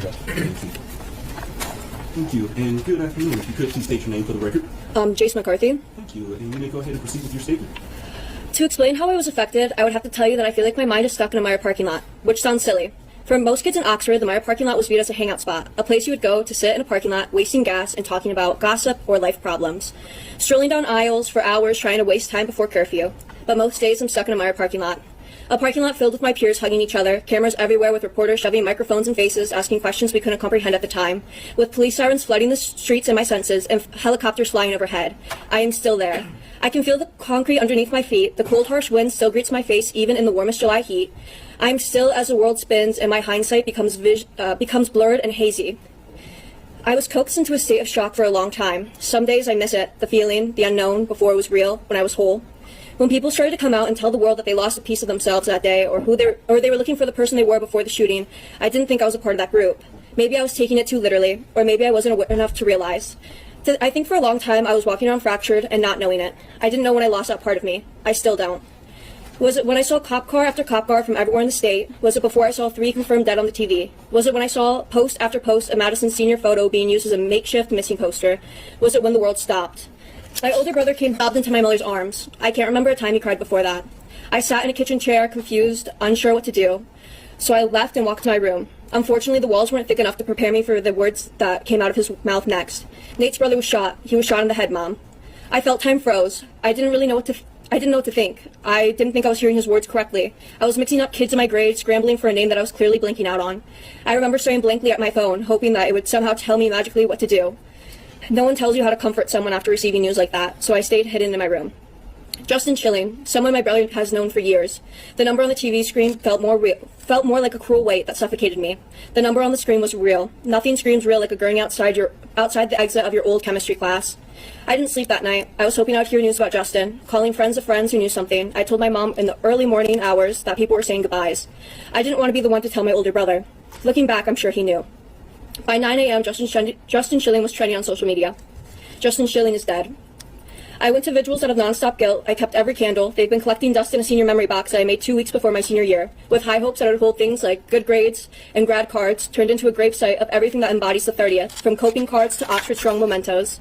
I still have wax on my shoes that I don't have the heart to clean. It's strange that I view that as a better time, not having to cope with the grief or loss because it hadn't hit me yet. Depending on the day, I'm aware enough to know that that wasn't a better time. A better time was not having to walk where kids bled out and died. A better time was not knowing the kid who sat at my homecoming table, or the fact that 2 months later he was going to school with a gun with the full intent on using it.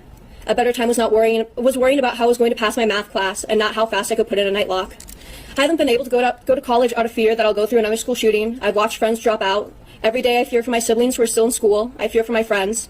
Every time I hear a whisper about a campus threat, I find myself praying, begging whoever's up there that my friends are safe. I can't bring myself to even think about the worst scenario. I don't know if I could go to another vigil. I don't know if I could go through it all over again. I hate cameras flashing. The sound of cameras clicking gives me the sense of unease. You never really get told the after. It's not just one thing, it's many. No one tells you the after. The only way you know is when you go through it. My friends and I's grief will forever be for the public view. Our faces on the front page above the fold or trending on some news network. Our tears will forever be ingrained in film. The worst day of our lives will forever be attached to our names and to our faces.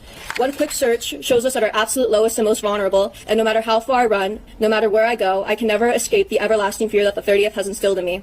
I do not get to move on. Every day I'm reminded of the 30th. Each time I feel my hair get blonder, I hear myself repeat 151 days till graduation in the back of my mind. I hear voices of people I haven't spoke to in ages. I hear cameras clicking, and I feel the weight of my brother's cries washing over me for the first time all over again. I'm a senior in high school again. I find myself unable to move on. I find myself back where I was in the Myre parking lot with the wind and the sirens. And maybe if I could find that kid with bleached hair and torn up Vans wearing a coat that wasn't his, maybe wondering if he would have rehearsal afterwards. Maybe I could find forgiveness, but I know I never will. I chase after him most days. I see him across the street or down the hall. He haunts me, a constant reminder that I will never be the same, that death and trauma isn't something that can be scrubbed away no matter how hard I may try. My words will never be able to paint a perfect picture or make an outsider truly understand the haze the world turned into in that Myre parking lot. A haze that somehow turned into hours within a blink, and then it was days, which somehow turned into months. And when I woke up from it all, I was left with a heavy burden of loss, grief, and guilt that will forever ache in my bones and taint the air I breathe. It's more of a person, a friend, something that knows my ins and outs, and I'm sure I'll be holding its hand for a very long time. It'll greet me when I least expect it in the years to come. It waits on the edge of my bed every morning and tucks me in at night. It follows me around, always looking over my shoulder. It's the voice that tells me to check my exits, follow the rule of 3. 3 exits, 3 hiding spots, 3 things I can use to defend myself. That open spaces aren't safe. That loud set of noises means it's life or death and I need to run. That backpacks don't just hold books, but lethal weapons that someone is just itching to use. It tells me I will never be safe. It makes me second guess when I hear sirens. I can never tell if they're real. If my room gets quiet enough, I can hear them. They're more than a familiar sound. Yet when my body hears emergency vehicles, I can't help but tense up. If I can't sleep at night, it crawls into my bed beside me, making me think of what ifs, or what I'll do, who I'll call, what I'll say if it happens again. And as the 30th approached closer, I find myself in sleepless nights. The cold air gets harder to breathe. The weight on my chest becomes ever more present, and I'm looking over my shoulder. Every small noise becomes a mental game of am I safe? Even the crunchy snow becomes a cruel reminder. Passing by the school around this time of year gets harder because when there's no cars, my mind convinces itself that I'm on break, that I'm 18 again. I have to look in the mirror and I have a hard time seeing the person who's looking back at me, because sometimes time isn't linear to me. I expect to see the person I was. I have a hard time to remind myself that I haven't been 18 for a minute, that I'm not playing Nancy Drew over deer head conspiracies, and I'm not skipping my online class for the 80th time that semester, or I'm not going to walk into 5th hour and listen to the girl next to me talk about her teacher. That I am 20, that the world moves on, and I just didn't know it would move on without me. That it's mostly in my mind or in my head. Time is a very strange thing. Some days the 30th doesn't feel real. It feels like it was decades ago, and others I'm right back in it. I don't know why pain and trauma are like this. I don't know why it tends to rush me or corners me. I don't know why it acts like I have places to be. I ask myself a lot, why is the weight on my shoulders? Why is the guilt of surviving on my doorstep, and why is it pounding on my door? Often I wake up, and the first thing I do is pull myself together. I find myself trying to scream my way out of nightmares. It's become my go-to method of waking myself up. It gets my mind to the real world. People who've never gone through something like this will view this as closure, an ending, moving on. When something is over, I don't get to move on. That weight and guilt doesn't dissipate over me. This traumatic event has changed me indefinitely, and there's never going to be an undo button. I will never hear the chance of Sean talk about Justin in the present tense again. I will never hear friends talk about future plans with Hana or Tate, only what ifs and promises never seen through. We never get to wake up and move on with the loss. It lives with us and appears with us in least expected ways, and that is something the shooter will never have to endure. He will never have to go through what he made us go through on the 30th, and for as long as I have to carry on with the weight of his actions, I believe he should too. So maybe I'll forever be in that Myre parking lot, the guilt and grief being more familiar than the back of my hand, and maybe I'll forever be chasing the idea of who I was that day. The looming fear of never getting better or healing will always dangle over my head, but just like the what ifs and nightmares, I know for as long as I live, I will pray and I will hope that there is a shadow of incarceration and karma haunting him for the rest of his life. Thank you for your statement this afternoon. Thank you. With that, we're going to go ahead and we're going to break for lunch. We're going to break very briefly. I do want to attempt to get this hearing done today, and so we're going to break. We will return to court at 1:35 p.m. With that, to the individuals that are in the gallery, please be seated until the defendant has exited the courtroom. With that, deputies, you may take the defendant.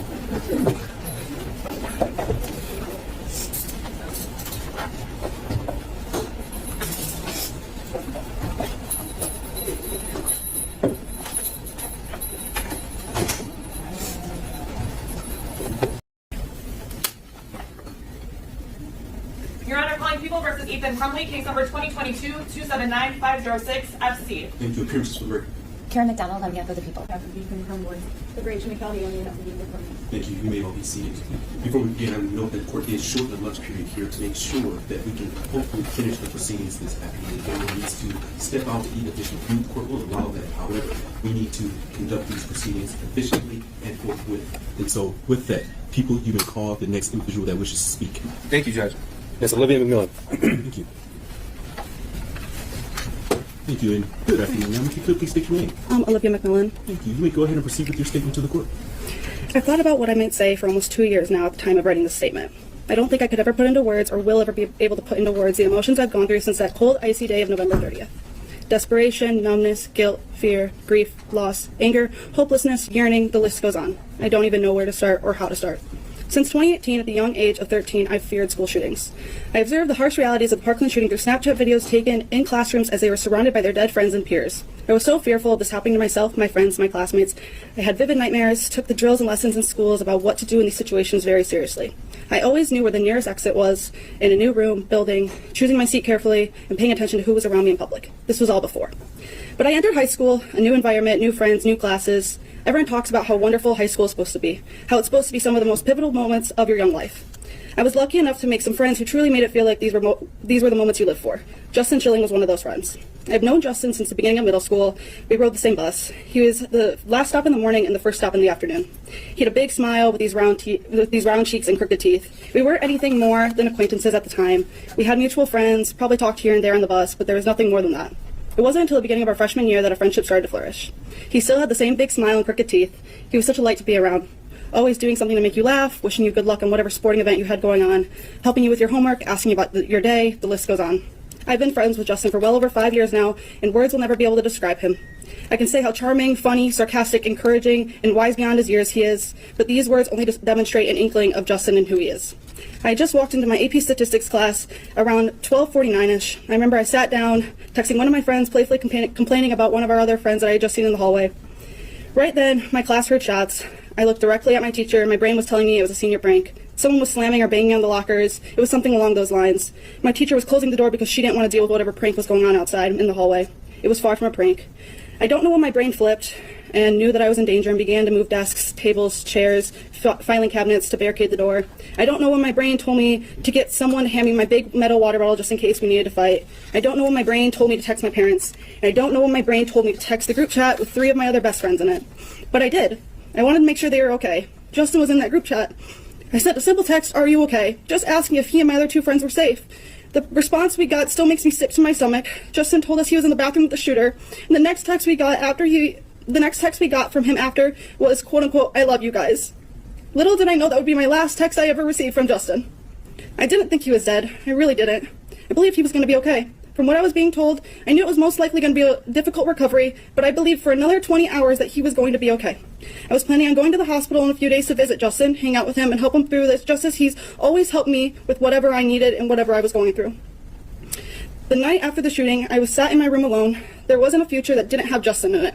He was going to get better, and he was going to continue to tease me. He was going to go to prom with us. He was going to graduate and walk across the stage, probably brag about all his honors and rewards that he was going to get. We were going to celebrate it. He was going to be there for our last summer before college, swimming, bowling, having bonfires, taking film photos, and then after that, experiencing college and making years of memories.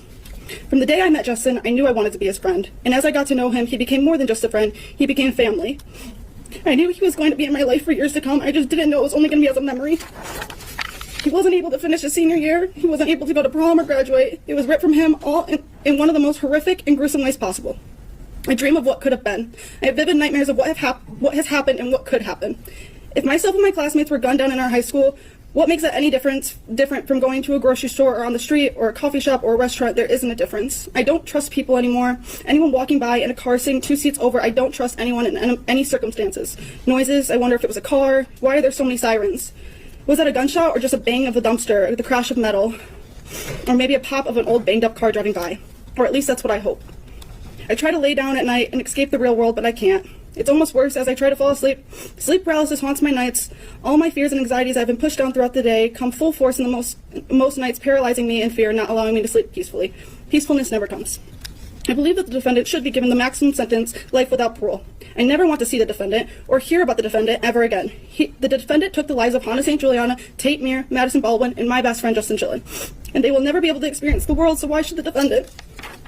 Now I only have memories of Justin because of the defendant's actions, and I would like to share one. For those who have known Justin, knew that he gave the best advice, even when you didn't ask for it sometimes. While I struggle to remember every piece of advice he's ever given me over the years, I wanted to share this one. Quote, "There's no reason to be sad because it all doesn't matter. Life will end. And that's why you can't care about everything, you know? Just care about what makes you happy because that's all that matters. Because in the end, we don't have much time. So do what makes you happy." And that's from Justin Schilling. Thank you, and I'm sorry for the loss of your friend, but thank you very much for your statements this afternoon. Thank you, sir. Thank you. Next is a minor judge. Thank you, and if again we could please turn away the camera and no photographing of minors. Thank you, and good afternoon to you. Because you're a minor, you do not have to say your name for the record if you don't want to, but of course if you want to say your name, with that you may proceed with your statement this afternoon. Thank you. I'm Frederick Shepard. Thank you for letting me speak today, Your Honor. If I could, I would like to address the defendant, or offender, sorry. I wanted to clarify to you one small thing before you go and spend the rest of your pointless waste of a life sitting there with nothing left to rot away to. I know that through all of this, you desperately wanted to be remembered as one of the school shooters. I know you wanted to be loved and cared for from the awful things that you did, but you have never been loved, you have never been cared for, and you will never be remembered. You may attempt to convince yourself that you have finally got your way, that the world, or more importantly, your parents, are finally able to see just how messed up you are. But even to this day, nearly 2 years later, they don't. Once they found out what was happening that godforsaken day, they did not care about you. They didn't text you to find out if you were okay. They never called just so they could hear your voice. They never said the words, "I love you." And once the dust had settled, they didn't attempt to find their child, who had supposedly just been through the most traumatic experience of their life, but instead they ran. They ran as far away from you as they possibly could. When even your own two parents, who are supposed to love you and care for you, no matter what, the world may throw your way, don't love you, you know you are unloved. You may think that in some small way, the news has to be remembering you. The news has to remember you anytime they report on the story. But they don't. They do not care about the actions, but instead the consequences. They do not care about the person who committed the crime, but instead the people affected. You are simply a forgotten teeny tiny puzzle piece someone lost under the couch and never cared enough to find. You will never be remembered. Your microscopic brain may still believe that because you committed the heinous act of unthinkable violence in a public building that remains standing, you will be remembered and cared for. You will not. In 5, 10, 15 years, no one will remember you, let alone what happened in that building. They will not remember the predator, but instead the prey. They will not remember that one cold, hell-like day a student had enough of this world and decided to take it out on innocent people, but instead the innocent lives who were cut entirely too short. You may think that in some incredibly small ways, the families who are yelling at you, insulting you, screaming obscenities at you, must care about you. They don't. They couldn't care less if it was you sitting in front of them or if it was someone off the street. They are not mad at you. They are not upset with you. They are not wanting to kill the person sitting there. They are mad at the situation. They are upset at the situation. They want to kill the situation. No one cares if you are a part of their life or not. Your speck of a brain may still believe that when the family speak of their loved ones, they have to be reminded of you. They don't. When they speak of their loved ones, they remember the laughs, the cries, the ups, the downs, the in-betweens, and the love, not the fear, unsettlement, and sense of danger they had to endure in the last seconds of their life. They remember the beautiful, amazing lives they lived, not the horrendous last seconds they had to interact with you. You may still have the idea that by me standing up here in front of you, by me expressing all this anger, I must hate you, which in your jumbled translation means I love you. I hate the feeling that every time I am somewhere in public, I need to have people constantly surrounding me, so I can easily blend in and escape. I hate the feeling that I constantly need to stand guard and constantly need to mark every possible exit, think through every situation, watch every single person that seemingly looks suspicious to me, just in case someone came in wanting to kill me. I hate thinking that every time I go to bed there's someone just outside my window, someone who has been stalking me, waiting for the perfect moment to shoot me dead. I hate constantly being reminded of the hell that I endured. I hate seeing flashes when I close my eyes at night. I hate hearing bangs in my head. I hate hearing sirens. I hate picturing that hallway I was in. I hate that my trauma is all I can ever think about. I hate the position you have put me in. But I do not hate you, and I certainly do not love you. I remember giving my loving dog a hug and seeing my normally hyperactive boxer standing so still, staring up at me, seemingly knowing I was in pain and I needed her. I remember telling my new fish that I almost didn't make it home that day and wondering if my parents would have forgotten to feed them if I died that day. I remember the realization of what I meant to my family when my mom had to frantically search for me, her only child, knowing that if she lost me, she wouldn't have anything. I remember the care of my neighbors when they came and checked on me and gave me the smallest feeling of normalcy that I so needed. I remember the rush of love I felt when so many people in my life called me or came to see me, so they could comfort me and see my face. I remember the noisiness in my head as I desperately tried to make sense of what had just happened to me. I remember how wide my eyes were as I stared at the news coverage, how I snapped at my parents to keep the TV on while I sat there with a pillow, the button digging into me, motionless, zombie-like, staring at the footage of the room I had just escaped from. But I do not ever remember caring to learn who had done this to me, who had caused all of this for me, and I still don't. I remember hearing the initial gunshots, realizing something wasn't right. I remember paying attention to every bang I heard because I knew, though didn't understand why, it would be important at the dinner table conversation I would later have that night. I remember standing there, begging my guardian angel to let me in, to save my life, attempting to put a pathetic, desperate, scared baby deer look on my face while I heard chaos erupting behind me. I remember the terror of the sensation of a bullet buzzing my head and the evasive thoughts that I had just evaded death itself. I remember hearing the first of the police to arrive and trying to convince myself, it's okay, I'm safe now, even though I knew nothing. I remember that god-awful feeling of my Fitbit vibrating viciously on my wrist, alternating between calls from my mom and my dad over and over and over again, while I stared at my backpack, housing my phone safely out of my reach. I remember listening to every single siren that passed, listening for the whoops, the wails, the honks, just so I could decipher between a fire truck, ambulance, and police car, in an attempt to calm myself. I remember the exact moment my parents stopped attempting to locate me, the exact moment it seemed every siren in Michigan was rushing past me, the exact moment I continued to hear gunshots in the hall, the exact moment I knew I was lost. I remember when I didn't feel anymore, when I was standing shivering yet warm in the exhaust-filled parking lot, finally on the phone with my mom, staring into a gray abyss scattered with flashing lights. But I do not remember you. I do not remember what you were wearing. I do not remember who you were. I do not remember where you came from. I remember the gun, but I do not remember the hand that pulled the trigger. And no matter how hard you try to convince yourself that somewhere out there must be someone who cares, there must be someone who loves you, there must be someone who remembers, you will never be able to, because even you hate yourself. You do not care for yourself, you do not love yourself, and you do not remember yourself. No one has, does, or will ever care for you, love you, nor remember you. You are an uncared for, unloved, and forgotten devil. Your Honor, I am done speaking to this thing. It chose to go down this path. It chose violence when there were so many better options. It chose to take 4 innocent young lives. If it is ever let back out into this world, who knows how many will be added to this list. If it can't be trusted once, how can it be trusted twice? If it gets anything less than a life sentence, the world and I will be in a constant state of fear, waiting for it to strike its next prey. Thank you for your statements this afternoon.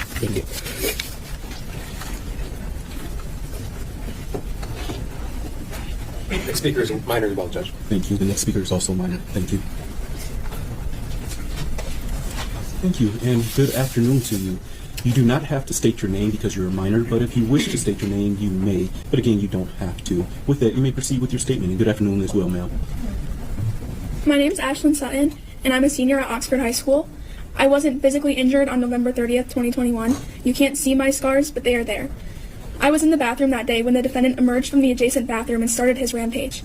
Moments later, there were 5 girls in the bathroom. 4 walked out ahead of me and headed to class while I stayed back in the bathroom. After hearing the deafening noises, I came out of the bathroom stall to see those 4 girls and others, or I came out of the bathroom to see those 4 girls and others on the ground, bleeding and seemingly lifeless.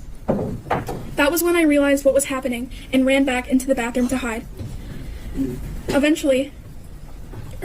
Alone and terrified, I wiggled the closed-off handicap stall open and crouched behind the toilet in hopes if someone came in, they wouldn't be able to see me.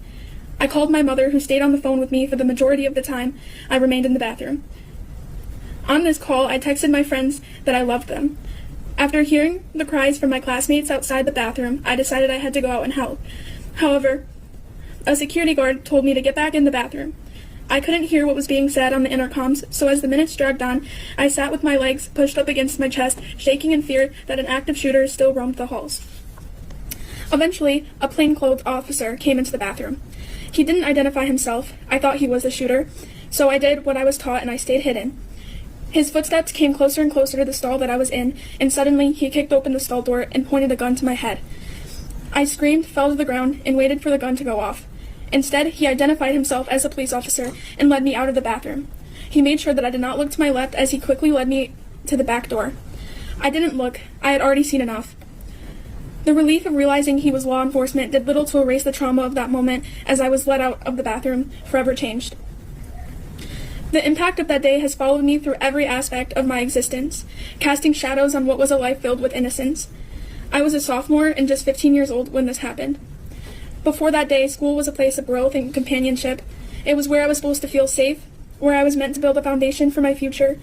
But the events that unfolded and shattered that sense of security and left an undeniable mark on my soul. The emotional and psychological aftermath is an unrelenting torment. Post-traumatic stress disorder has become an unwelcome companion, invading the sanctuary of my mind with flashbacks and anxiety and a profound sense of vulnerability. The simplest of sounds, a door slamming shut, a distant shout, can trigger an overwhelming surge of panic, transporting me back to the terror of that day. Sleepless nights are plagued by vivid nightmares, and the stress and anxiety is often manifested by physical symptoms. Things that were once so simple became so difficult. I couldn't even walk into a public bathroom for months afterwards. Be left home alone for any amount of time, or make it through a school day without experiencing debilitating panic attacks. Relationships with loved ones have been strained as we all navigate the aftermath together. Simple joys are now clouded by the specter of once was, and the path to healing seems never ending. While I am grateful to be alive, the weight of survival is a complex and conflicting emotion. I feel a responsibility to honor the memory of those who were lost, yet the guilt of living when others did not is a heavy burden that I and others like me must bear. Your Honor, I humbly request relief from the duty that may one day require me to confront the defendant at a parole hearing. It is in my solemn plea that the possibility of parole be denied, ensuring he never has the opportunity to harm another person. As you deliberate on the consequences for the defendant, I implore you to recognize the enduring impact on survivors. Justice is not only about punishment, it is about acknowledging the depth of our pain, the strength it takes to endure, and the resilience required to rebuild shattered lives. Thank you for your time, consideration, and understanding of the profound impact this tragedy has had on my life. As a survivor, I want not only to talk solely of the pain, but also to emphasize the strength that can emerge from a tragedy. In the face of unimaginable pain and loss, I have discovered an inner strength that I never knew existed. It is a strength that has propelled me forward, allowing me to rebuild my life and find purpose amidst the chaos. May our collective experiences serve as a catalyst for change, a resounding call to address the root cause of senseless violence. Thank you. Thank you for your statements this afternoon, and your strength definitely shines through your statements this afternoon, so thank you for those statements.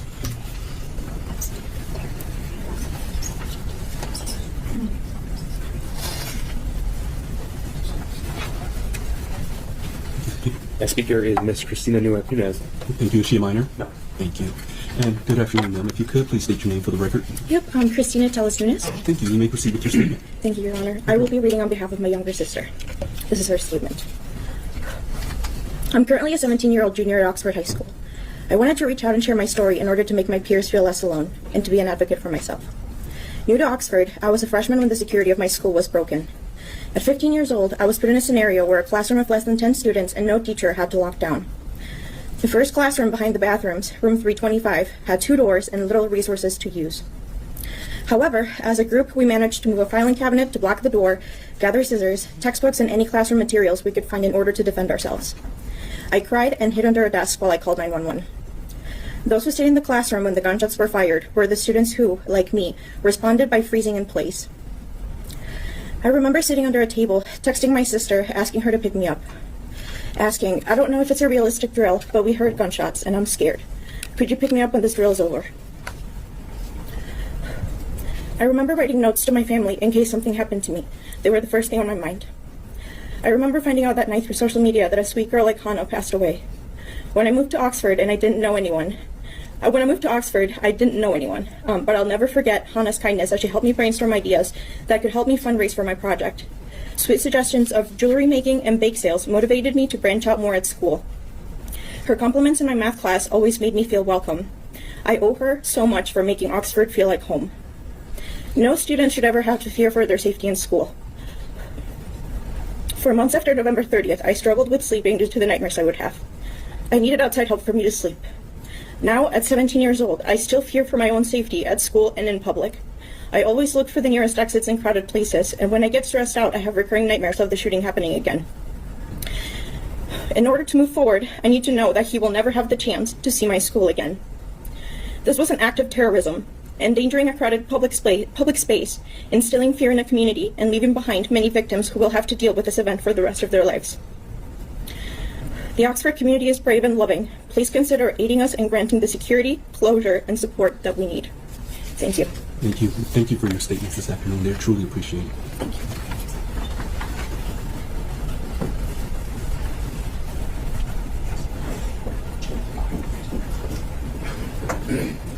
The student's uncle who will be reading on his behalf. Thank you. Good afternoon, sir. If you could, please state your name for the record. My name is Jeff Bean. Thank you. You may go ahead and proceed with the statement. Thank you. I'm reading today for my niece, Imani Tenorio Penter, who was a junior at Oxford High School in November of 2021. Deputy William Bean has worked at Oakland County Jail for 36 years. He became a second father figure when I was 3 years old. I look up to him every day. And even though he has been a sheriff deputy for this long, I can confidently say that I have never heard a live gunshot until November 30th, 2021. That day was filled with loss. The loss of my best friend, the loss of trust, the loss of my childhood, and the loss of respect for a lot of people. I've been walking around the curved hall at OHS. I passed room 256 and kept going. I was supposed to be in room 242 that day, but instead, I was in 244. I did what an average high school student would do. I stopped in the hallway and talked with my friends before class. That is when I heard something I had never heard in my life. When I heard the second shot fired, I realized what it was, and it was terrifying. I was the last one to enter my classroom door, panicking and shaking. The window that was directly next to my head was shot out as I walked through the doorway. I slammed the door shut, ran into a desk very hard, which left my legs swollen for a couple of weeks. I was in a room with about 20 to 25 other students, no teacher, and a door that was unlocked. I felt fear, but I also felt the need to be strong for the kids in the room. At 12:51, I called 911, and my friend spoke to the operator. I was scared, hurt, in shock, and I could not for the life of me stop shaking. I left that school with nothing but disgust. Like everyone involved, I have my triggers that I must live with every day. I should not have to live with these triggers. I should be proudly in college with no fear that I will be hunted down. But I do have this fear. I am grateful for an amazing family of 5 who I look up to every day and who help me to heal. Sherry, Buck, Trent, Ty, and Tate are and will always be my role models. Tate Myre was killed on November 30th. And what did the Myre family do in the aftermath? They created an organization to help other kids like the shooter, so they have support, so this will never happen again. They are the strongest family I know. Helping others is what we should be doing. But instead, we're here today, trying to decide if the shooter should have life in prison with or without a chance of parole.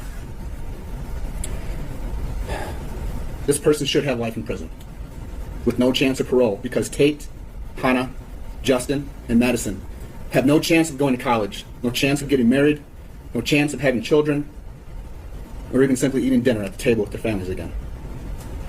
I am overwhelmed by the unfairness these 4 families have to suffer through, and the 7 who are going through a very long recovery process.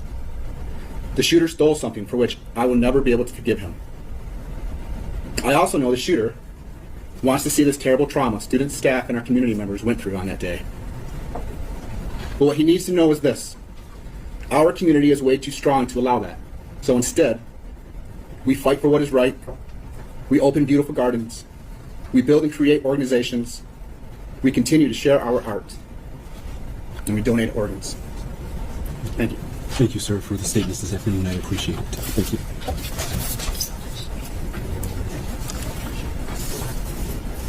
The next speaker is a minor, Judge. Thank you. The next speaker is also a minor. Thank you. Thank you, and good afternoon. Because you're a minor, you do not have to state your name for the record, but if you want to state your name, you may if you wish. With that, you may go ahead and proceed with your statement. And good afternoon as well, ma'am. Thank you.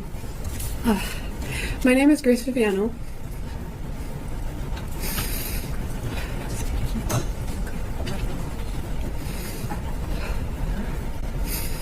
And on this day, November 30th, I was 15. I could not even drive yet. But I was forced to go through and process a tragedy that no one should ever have to go through. And I never thought this would ever happen at my school. After this day, I couldn't sleep for weeks. I had a lot of survivor's guilt and was overall angry. I was angry that this day made a place that I loved to be at, somewhere I felt safe in, somewhere I hated being. I never wanted to step into Oxford High School ever again, but I wasn't going to let him take that away from me. Now whenever I go to other schools or anywhere else, the first thing that I look for is an exit, just in case this were to happen to me again. Just in case I'd have to run for my life again.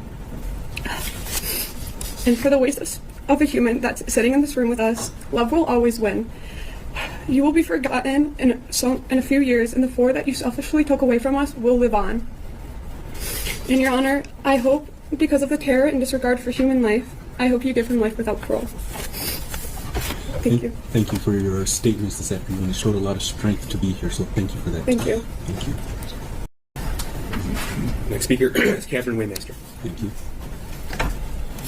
Good afternoon, ma'am. If you could, please state your name for the record. My name is Catherine Waymaster. Thank you. With that, you may go ahead and proceed with your statement this afternoon. Thank you. My name is Catherine Waymaster, but to two Oxford High School kids, my name is Mom. Excuse me. Oh, you're fine, ma'am. Neither of my children were physically injured on that awful day at Oxford High, so you might ask, why am I giving a statement? Well, victims come in many forms. On November 30th, I drove my daughter Danielle to school. My son, Danny's twin brother, Michael, was not feeling well and stayed home sick that day. I then drove to work about a mile down the road. A few hours later, a co-worker ran up to me and asked if I knew what was happening at the school. Her son had jumped out of a window and wanted her to come get him. In just seconds, our phones blew up with social media alerts. There was a shooting reported. I texted my daughter, "Are you okay?" She replied, "Yes, we're in a lockdown." I said, "Stay calm." She said, "We're in a lockdown?" At that moment, she and her teacher thought it was a drill. I said, "Keep your head. Do what your teacher tells you." She simply replied, "I'm scared."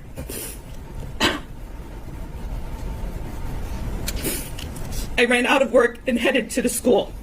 I arrived in minutes, before roads were closed and the bulk of the emergency responders had arrived. Their radio announced that a shooter was in custody. But of course, no one knew at that point if there was only one. I watched as hundreds of emergency responders arrived. I watched ambulances unload empty stretchers and leave with full ones. I watched as other parents tried to enter the building and be held back by police.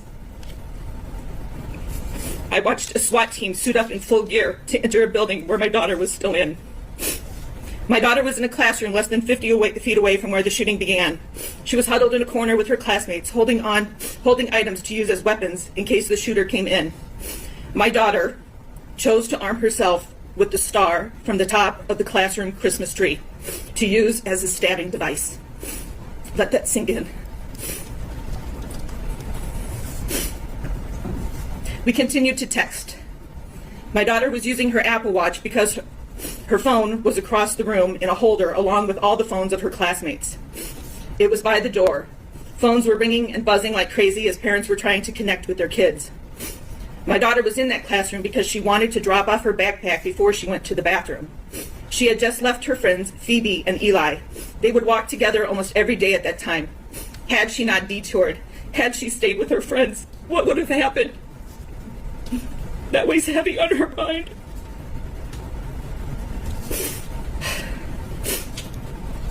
After some time passed, my daughter's classroom was evacuated. I then drove to meet her at the Myers Garden Center. As I rounded the corner of Oxford Road and Bray Road, I saw hundreds of kids heading to the safe place. Some running, many crying, holding on to each other. It's almost indescribable. I then turned into the store's parking lot. Hundreds and hundreds of parents were there. It was chaotic. By the front door of the store was a classroom of special needs kids. When I saw one boy there, the most innocent of innocents, looking around in utter confusion, I knew at that very moment that true evil had come into our lives. What conversation went on in that home that night, I can't even imagine. As for my daughter, it had always been her dream to become a teacher. Anyone who knows her would tell you she would make a great teacher. On November 30th, that dream stopped. The fear of having a student like the defendant scares her. She thought she knew him. They were in many classes together over the years. She saw no evil brewing in him. She's afraid she will not see evil brewing in students she might have as a teacher in the future. To cope, my daughter packs her days from sunup to sundown with activities. Quiet moments with time to think are hard. In the first few months, we would be up talking till 2 a.m, trying desperately to wrap our heads around why this happened. Being in crowds is difficult for her. The thought of living on a college campus frightens her. Loud, unexpected noises are hard to manage. Sitting in traffic is upsetting because there's no clear exit out of it. She struggles with maintaining concentration to complete tasks, and the list of impacts goes on. Excuse me. Although my son was not in school that day, he too has been deeply affected. He thought of the defendant as a friend. They played video games together in school when they had free time in class. The defendant would help him with homework in class. My son trusted him. My son trusted you. Now my son trusts no one. He keeps to a very small group of friends. He was not a fan of school before the shooting, and now every day is a struggle to get him to even show up. He hates being in that building. He dropped out of sports, moved to some online classes because he doesn't want to be on campus any longer than he needs to. He can't wait to be done and graduated this spring. Mike has decent grades. Imagine what he could accomplish if he actually wanted to be there. My son, like a lot of the boys from Oxford, struggle with controlling anger, and his emotions are extreme. Oxford is a small town community, has a small town community feel. It seems that everyone kind of knows everyone. So many notable things have happened to my circle of friends because of these events, and I'd like to share a few. The kids of Oxford School were forced to leave their belongings in school that day. Hundreds of cars remained in the parking lots because the keys were in the backpacks they left behind. One friend's son held vigil over his dead friend's car so no one would mess with it while it was parked there. At a town vigil, a sound system crackled, sent the crowd running in all directions. A co-worker of mine was trampled and broke her collarbone. I found my kids huddled in fear in the basement of an old building. My friend's daughter refused to go anywhere without a support dog by her side. Another friend of mine had 4 kids in the school at the time. She described her home as a minefield because she never knew what kid would break down at any given moment. Another friend's daughter desperately wanted to return to school. She would drive there, but she sat in her car in the parking lot for hours, too afraid to go in the door. Sadly, she was not the only one sitting in the car trying to work up the courage to enter. Another friend's son had given the shooter a friendly "what's up" fist bump as they passed each other in the hallway minutes before the shooting began. He's racked with guilt, wondering if he could have stopped it all. Another friend's daughter-in-law was in her 2nd year of teaching when the shooting happened. She quit her job, and she feels like her whole time in college was a waste, as she will never return to teaching. Every student enrolled at the time now has an asterisk on their school transcripts that denote grades or test scores unavailable due to school shooting. Neighboring communities have been so supportive, but that too comes with problems. Every sporting event, every competition, concert, meet, collaboration, get-together began with soft, thoughtful words and moments of silence. Our students would have to try and perform. It was like, "Hey, your friends are dead. So sad. Play ball." How many scholarships were lost? we'll never know. A rift has emerged in this community over how the school is handling things. It's ugly and it's sad. There's a saying, I hope I don't look like what I've been through. Our kids are desperately trying to act like normal teenagers, yet in the back of their heads, this event taints every moment they try to enjoy. I have a lot of parent friends, and each one of us has one or more children grieving in so many different ways. It's heartbreaking. I feel that each of these kids deserve justice. There were nearly 1,800 students and staff in the building that day, nearly 300 first responders, and hundreds of parents like me all left to pick up the pieces of the defendant's quest for fame. On the count of terrorism, I ask this court to sentence Ethan to the maximum allowed, and I want to thank you for this consideration. After I wrote this statement, my daughter was asked to write an essay at school, and I would like to include the words that she wrote. She had to write a statement of something that changed her mind, or changed her perspective, and this is what she wrote. Since I was a little girl, I've always looked up and wanted to be a teacher. I remember playing in my bedroom with a school desk, making my friends be students, pretending to teach them. I can remember asking my sister to buy me a microphone so I could talk into it just the way that teachers did at school. I've always looked up to my teachers and have always wanted to become one. The way they connected with my peers and myself inspired me to pursue teaching as a degree. Unfortunately, a day came when my whole dream changed. On November 30th, a lone gunman and fellow classmate walked into Oxford High School and in just a few violent moments nearly ended my dream.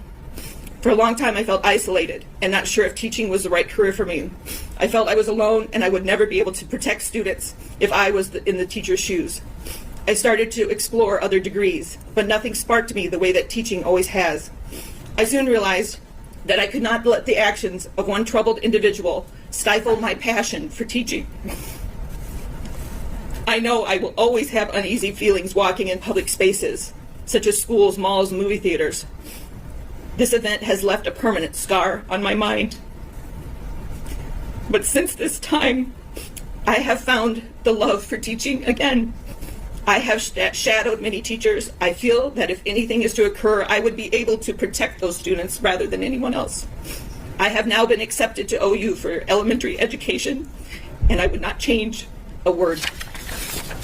Thank you. Thank you. First off, good luck to your daughter at Oakland University. Thank you for your statements this afternoon, as well as the statements of your daughter. I listened very closely, so I truly appreciate that, ma'am. Thank you.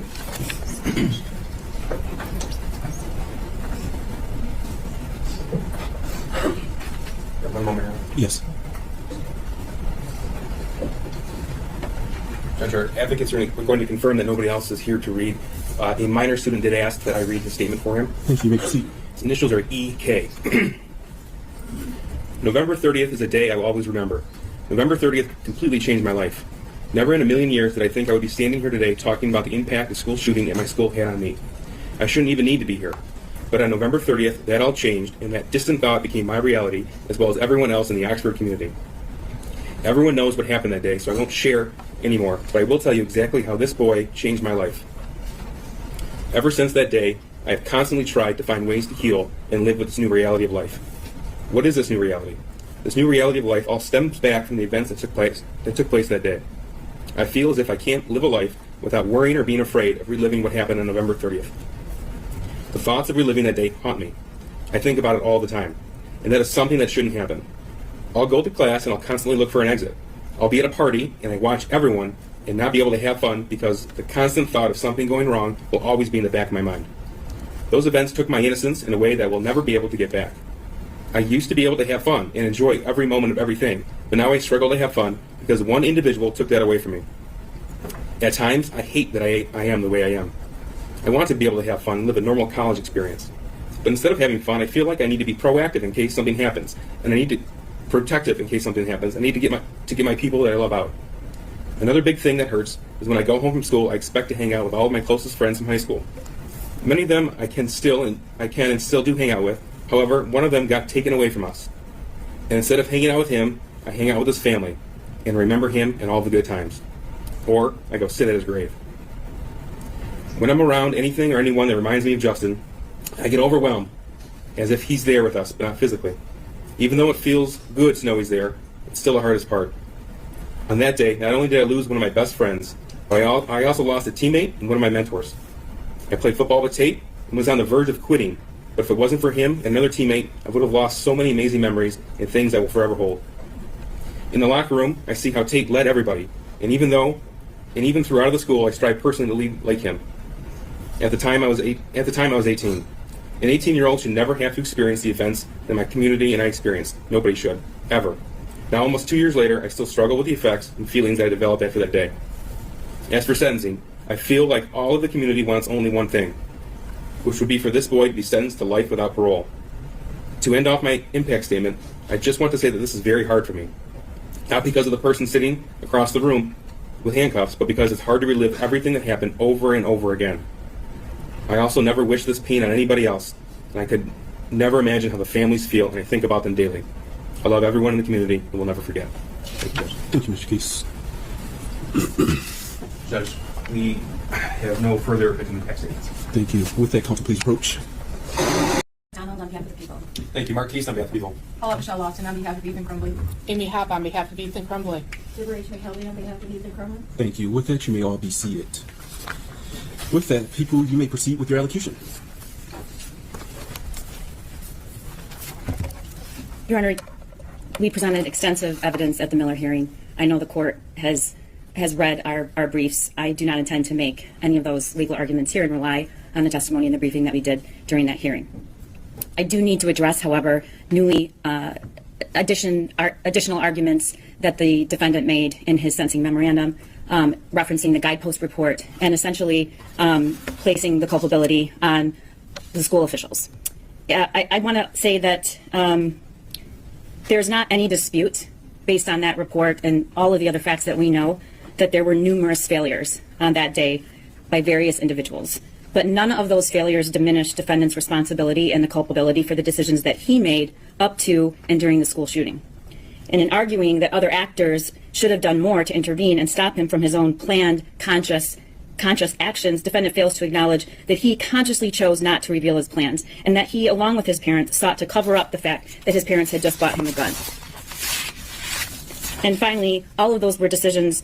There were numerous decision points where he had an opportunity to choose another path, had an opportunity to say, I want help, I'm planning on shooting the school up in that office. Despite the failures that occurred that day, I do not believe that it is, I find it hard to stomach that those arguments could be used during these proceedings to somehow take the culpability away from the defendant.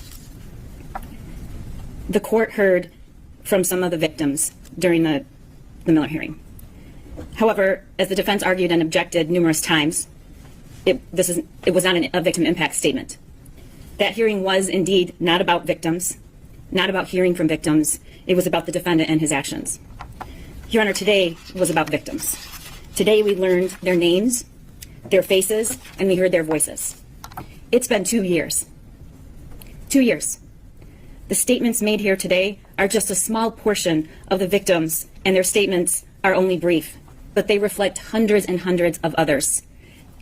I'm not sure if the court is aware, but there were a lot more victims who initially intended to give their oral statements, and as today approached, and even today, decided that wasn't something that they could do, which is further evidence of the trauma. It's impossible to give anyone a realistic description of what the last 2 years have been like for these students, brothers, sisters, teachers, dads, moms. It takes courage to stand before the court in this room and relive the most painful thing that has ever happened to someone. It will take courage and grit every single day for the rest of their lives. We will all go home when this is over. But for these victims, there is no going home because their loved one is not there. And their kids are forever changed, injured, traumatized, and working to get through each day, as you heard every single one of them tell you. There were common themes from these students. They don't trust anyone anymore. They don't trust any place anymore. They don't think they're safe. Some can't sleep. Some have to sleep in their parents' room. There's a deep, deep loss of safety, loss of loved ones. But most importantly, what I heard was they lost themselves. And they're working very hard to find who they were with the acknowledgement that they will never be the same. And these are people who don't have a scratch on them from that day. Unfortunately, the data and the research support what you heard today. Escaping without a physical harm, we know, for hundreds and thousands of children and educators who survive these tragedies carried out, leave scars for years to come. And the research is abundant that there is long-term detrimental impact of such childhood trauma on a person's mental and physical health and their ability to function throughout the rest of their life. The terrorism conviction and charge gives these students and parents a voice, and I thank you for hearing it. We also heard from the parents and family members who had their loved ones murdered that day, and we also heard from students and a teacher who were physically injured that day, and they were brave, and they told you a lot. But here's what they didn't tell you. Steve St. Juliana did not tell you about getting a call from me on December 1st, telling him about the charges that were being issued for the murder of his daughter when he was still trying to process that she was gone. Rob Baldwin, Madisyn's father, did not come here to tell you that he also got that same call and told myself and Mark that he had just been picking out a casket for his daughter, and that no matter what he cared about most and hoped most was that Madisyn was not in fear when she was killed. Craig Schilling did not tell you that when we first met with him, he sat in silence and could barely utter 10 words, and this was weeks after the shooting. Jill Suave, Justin's mother, did not tell you what it felt like to just a few months ago be given the sweatshirt Justin was wearing that day and being grateful she had it, even if it had his blood still on it. Molly Darnall did not say that when we first met her, she said how hard it was to even come to our office because it was on the same grounds as the jail where the shooter was. Buck and Sherry Myre didn't tell you what it was like to finally hear during the Miller hearing what their son's last few minutes in this world were like when they heard Christy Gibson Marshall say she stayed with him, she talked to him, she told him he was loved. Nicole, Madisyn's mother, did not tell you that over a year ago, she had the courage to come into our office and watch the video of Madisyn's last moments, though most of her support system told her not to. She did not say that watching her dear Madisyn crouch down against the wall with her hands over her head in terror as the shooter walked to her and shot her at close range, that it was like losing Madisyn all over again. Or when she asked to see the footage of just before the shooting 3 times and asked us to stop the image, holding her hands up to the screen, trying to memorize the way Madisyn's ponytail looked and the clothes she was wearing that day. Keegan did not share that the first time we met him was 2 years ago at his home. He was a foot shorter and at least 20 pounds less. He was wearing a hoodie and he wouldn't make eye contact. He seemed to be visibly shrinking from what had happened in that bathroom. In the 2 years that we have known him, he didn't stay in that same place. In fact, he refused to shrink. He grew, and he is stronger, which is remarkable given what we have asked of him, particularly in his testimony in the Miller hearing. We have been poring over these images and pictures and evidence for 2 years. We have watched and listened and provided support and communication the best we could to hundreds of these victims. The sheer force of the destruction, violence, trauma, and murder that the shooter caused that day did not stop at the doorway of Oxford High School. As you heard from so many students and parents, it was carried through the doors and out into the community. To every person who witnessed it, got a text from their child, tried to assist or help. It went into their bedrooms and their homes, and it will be carried with them for the rest of their lives. The shockwaves that we have had a front row seat to these past 2 years as prosecutors and victim advocates, it is indescribable. Indescribable. They've endured the hearings, the media reports, the delays, the appeals, more threats. They've been told that they weren't entitled to information about how this could happen at their school. They've watched us all diligently and thoroughly protect the due process rights of the shooter, which is critical, but also seemed unfair to them. They have had to take a back seat while lawyers, judges, school board members, commentators, and experts discuss what happened there as if they can somehow understand. We cannot understand. We do not understand. But we can give them the grace and dignity they deserve by listening today. And I thank the court for allowing that. And though I acknowledge, Your Honor, the great weight of the burden upon this court today, I urge you to also give them the justice they deserve. I ask that you sentence the defendant to life without parole. Thank you. Thank you. Defense? Yes, Your Honor, we'll start with the legal guardian ad litem, Ms. McKelvey. Thank you. Ms. McKelvey? Good afternoon, Your Honor. Good afternoon. Your Honor, approximately 2 years ago, I was appointed as Ethan's lawyer guardian ad litem because of the situation with his parents. I have been in a unique situation in the sense that I have gotten to know him as an individual from that day forward. Unfortunately, everyone, or almost everyone here, only knows him from the incident backwards. And we've heard he's a monster, he's trash. I have to tell you that he is a life. He is a human being, he is a person. And as an appointed attorney for the last 33 years, one of the things that I've learned through that practice is no matter what a defendant has done, they are a human being. They deserve respect, they deserve representation, but I don't lose track of the fact that they are a human being. And he is one. He was 15 years old when this occurred. I don't believe anyone on the defense side, including Ethan, has diminished the act that he did. No one. He has never diminished that. He chose to plead, and here we are for sentencing. He did not want anyone to have to go through any more than they have to. But he is not the same person that he was then. I have discovered that he is a bright young man. He is an artist. He is an historian. And there have been days where I have been oblivious of the fact that I have sat in a little cell in I Block for 3 hours just talking to him. As the court knows, the jail is not designed for juveniles, so it's a very isolating experience. And so my role was more to keep him company, to not have him feel so isolated, to make sure that the needs he has, as every other individual who is housed at the Oakland County Jail has, and that they are being met. But his life is salvageable. His life is rehabilitatable. There was a book that I know was referenced during these proceedings, and I believe in the parents' proceeding as well. And it is written by Gillian Peterson and James Densley, both PhDs. And the book, the title is The Violence Project. And there was an interesting few sentences in there that struck me when I read it. They equated someone in crisis like a balloon full to bursting. When a balloon is inflated and stress or tension is applied, stretching the body over the air, the bigger the balloon gets, the more likely it is to pop. A fully inflated balloon becomes so fragile that it must be handled carefully or it will break. Prosecutor McDonald said there was a lot of failures here. It doesn't diminish what he did, but there were a lot of failures that someone could have deflated that balloon a bit that could have potentially prevented this incident of occurring and us being here today facing the decision that you have to make.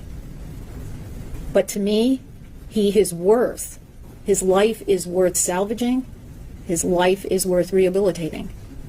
And as I know the court knows, all the lawyers in this room knows, that you have to fashion a sentence that is punishment, deterrence, protection, retribution, and rehabilitation.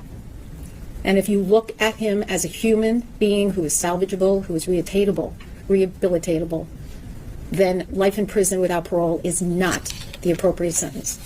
I have always been impacted by Brian Stevenson, who is the author of Just Mercy, A Story of Justice and Redemption, when he says, each of us is more than the worst thing that we have ever done. And I know everybody who spoke today probably cannot see that in Ethan, but his life is worth more than the worst thing he did, and what he did is probably the worst thing that anybody could do on the face of the earth. But I care about him, I know his team cares about him, and his life is worth not life in prison without parole, but is worth the term of years, and I ask you to sentence him to a term of years. Thank you. Thank you, Ms. McKelvey. Ms. Lofton? Ms. Hoppe will go next. Thank you. Very briefly, Ms. Hoppe, I know that you all, I don't want your arguments to overlap, and so I'll listen to arguments, but go ahead, Ms. Hoppe. Good afternoon, Your Honor. Good afternoon.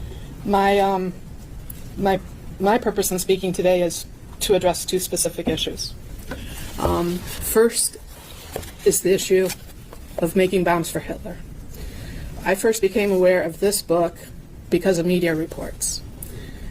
As recently as Your Honor's opinion has mentioned this book because it was Ethan's favorite book.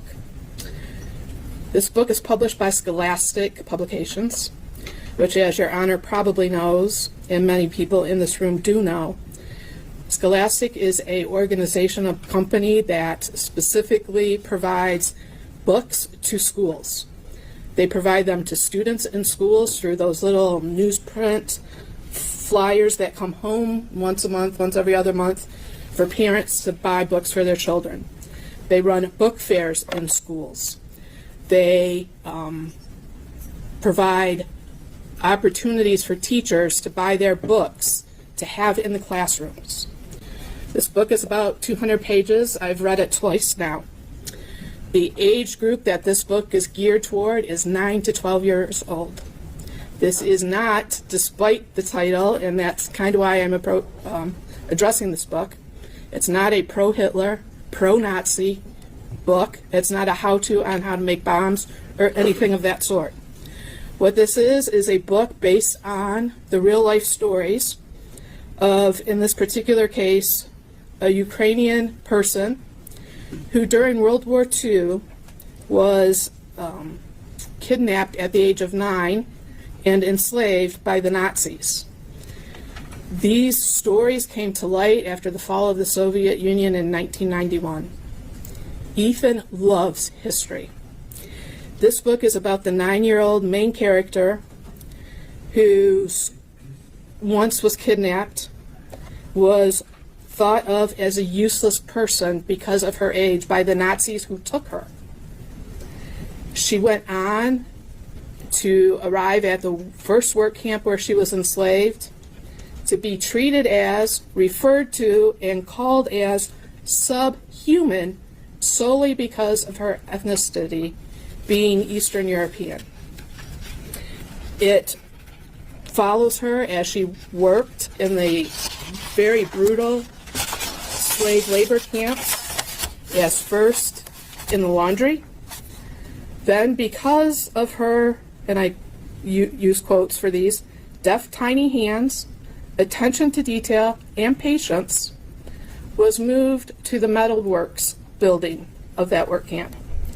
At the metalworks building of that camp, they prepared the bombs that the Nazis used. Her specific job was to load those metal bombs with gunpowder. She and the 5 other girls, because they were all maybe 15, 13, 11, 9 years old, came up with the idea of replacing the gunpowder with the dirt around their work facility in order to purposely sabotage the bombs of the Nazis, because they were anti-Nazis. They were hoping for the day when the Allies would free them, not only from Hitler, but from Stalin and his force or influence over the Ukrainian citizens. This is one book in a set of 3, each from a different perspective. This particular young lady had a younger sister whose life was very different. At the end, when the war was over, this book, as well as the second book, who's about a friend of hers from the camps, talk about going from camp to camp, looking to reunite families, and how they did that with messages. It also indicates that they weren't able to successfully return to their country of Ukraine or Russia, because under Russian law, at that point, Stalin considered them Nazis because they had worked in these enforced enslaved labor camps. It's actually a very captivating series, and even as an adult, I enjoyed it, and I'll disclose I have a major in history, so history is also close to my heart. I can definitely see why, as somebody who enjoys history, Ethan would have liked this book. And again, because the title is so misleading about the content of the book, I thought that was important to bring to the court's attention. Secondly, and I'm not going to detail or go over again the testimony of Dr. Romanowski from the Miller hearing, but I do want to talk about our prison system very briefly. The goal of our prison system is punishment and rehabilitation, and we know that because there are cells with doors that lock, but there are also programs. There are education opportunities, employment skills programs, job training programs, counseling programs, and even programs geared toward re-entry into society. There is a parole system, which Dr. Romanowski talked about, and I want to fill in a couple of blanks there. If given a term of years, which I am asking the court to do, Ethan would be eligible at the minimum number of years for parole. There is a board that would review his eligibility. Part of what they look at is a worksheet that includes all of the crimes he's committed, all of the programming he's participated in, and the extent to which he participated.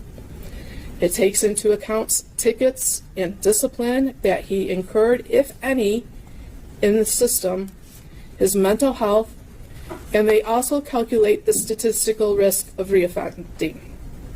This is all brought down to a number which tells them what risk Ethan or any other defendant in the prison system has of reoffending, low, medium, or high, and that's part of the basis of the parole board's decision.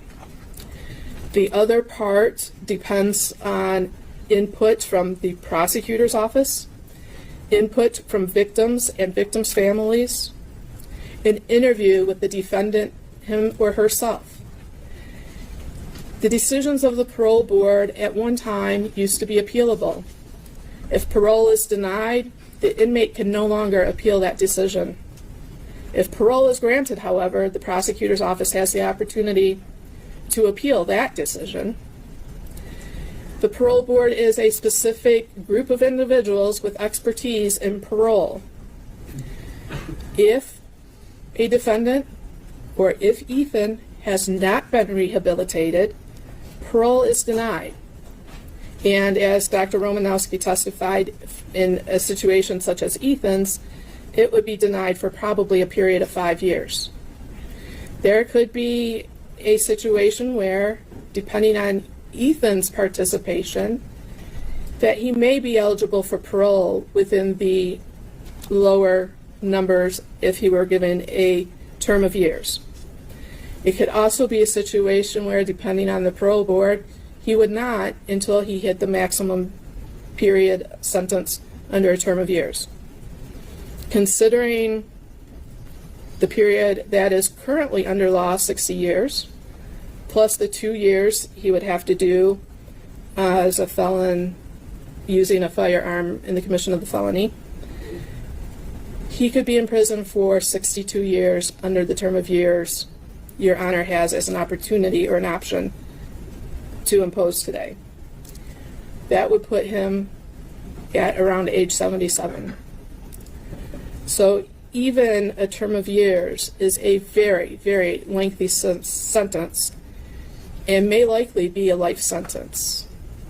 But what it does do is give Ethan the opportunity to demonstrate to everyone that he can be rehabilitated, that he is redeemable, and that he can make amends and contribute in a positive way to society upon his release.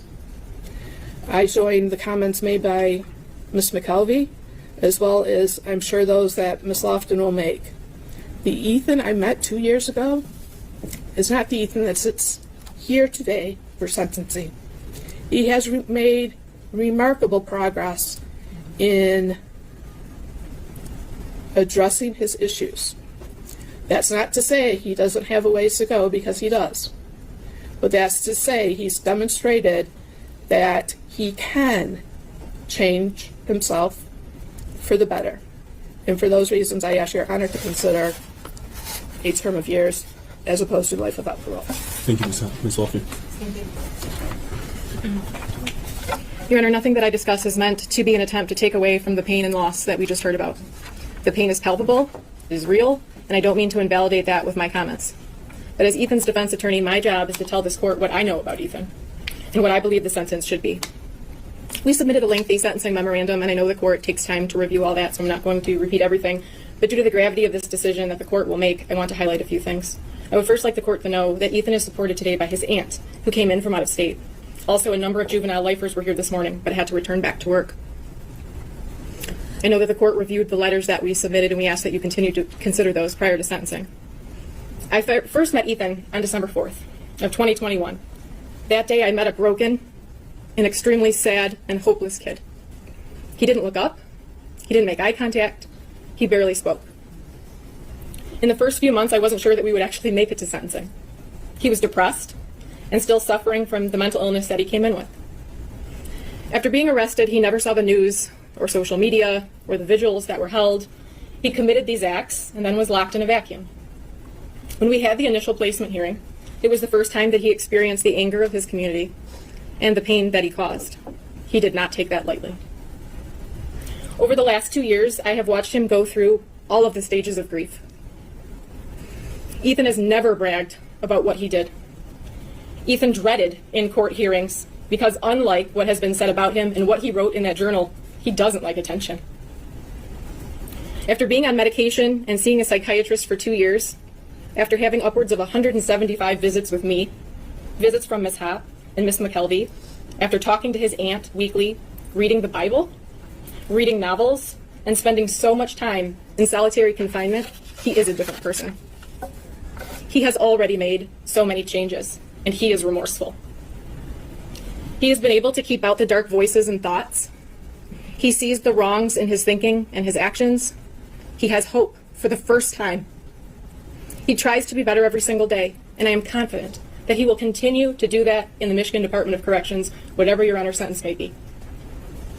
At the Miller hearing, the prosecutor introduced internet searches that Ethan made concerning punishment in Michigan.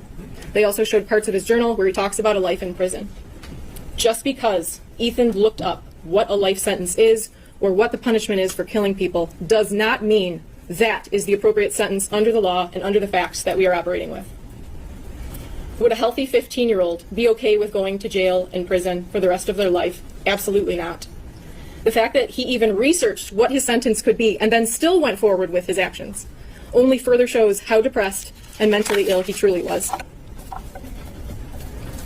I want to talk a little bit about the journal. When you read Ethan's journal and you compare it to the notes from Dr. Annihilator that we attached in our sentencing memorandum or the report of Dr. King, it sounds like a completely different person. And after meeting with Ethan for over 2 years, I now understand that the journal was the worst of the worst. It was an exaggeration of his thoughts. It was a place where he could say anything and there was no judgment. It was a sounding board without reverberation. He could make himself sound scary. He could make himself out to be a person that would be remembered. How do we know this to be true? We can look at the internet searches leading up to November 30th. We can also look at the step-by-step description of what was going on in his head that he gave Dr. Annihilator. A few examples of the searches within a week or two of November 30th. Should you do something that scares you? What happens if you have depression and anxiety? What causes mental illness? Can you get in trouble for not doing homework? Am I a sociopath? Can hormones make you have bad thoughts? How to tell your doctor that you have depression? Can a therapist tell your parents? How to tell your parents you have depression? He was still trying to figure out what was going on with him. He acknowledged that something wasn't right, but he did not have the support or the connections with adults that could help him. So while just reading the journal and listening to his video the night before could leave you with the impression that this was a master plan that had been crafted for weeks without hesitation, I don't think the other evidence supports that. He struggled with his actions until the moment he came out of that bathroom. I want to touch briefly on the guidepost report, and I have never said that that report diminishes Ethan's culpability. Ethan pled guilty, not even no contest, and wanted to move directly to sentencing. Dr. Colin King, in his detailed report and while testifying, discussed implicit bias as a reason the school acted in such a manner when dealing with Ethan.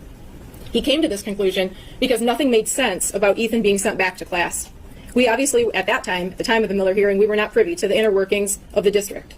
But the guidepost evaluation and report goes so much deeper than the rationale of implicit bias. The report says the school failed Ethan. The report found that the school should have conducted both a threat assessment and a suicide intervention assessment in light of Ethan's conduct, and he should not have been sent back to class. The report says they had a student with recent mental health concerns raised by a teacher who previously had mostly flown under the radar at a big school with poor grades, fair attendance, and no serious discipline history. A student who now on back-to-back occasions violates school policy, First, by viewing bullets, and then by watching a video of a guy gunning people down. That raises a serious red flag. It's not a close call. Ethan's concerning behaviors and statements at the very least might suggest physical violence or a threatening situation. So why is this relevant in this case and at this stage? Again, this report is not offered as an excuse or justification. This report is not offered to minimize the gravity. But we argue that this report, combined with the other things that we have mentioned, should persuade this court to a sentence of a term of years. If the professionals didn't recognize that he was on the precipice of a crisis, how do we then expect a mentally ill 15-year-old kid and ask for help? How can we expect a 15-year-old boy to tell a counselor that he had no relationship with his deepest, darkest secrets, the thoughts that took over his mind? Finally, I want to discuss rehabilitation. Montgomery versus Louisiana. While a sentencing court might encounter the rare juvenile offender who exhibits such irretrievable depravity that rehabilitation is impossible, and life without the possibility of parole is justified, this penalty will be uncommon because of children's diminished culpability and heightened capacity for change. When there is no evidence that the defendant could not be rehabilitated, there is no reason to conclude that the defendant, like the great majority of youth, lacks the capacity to change and mature. People versus Taylor. No one has a crystal ball.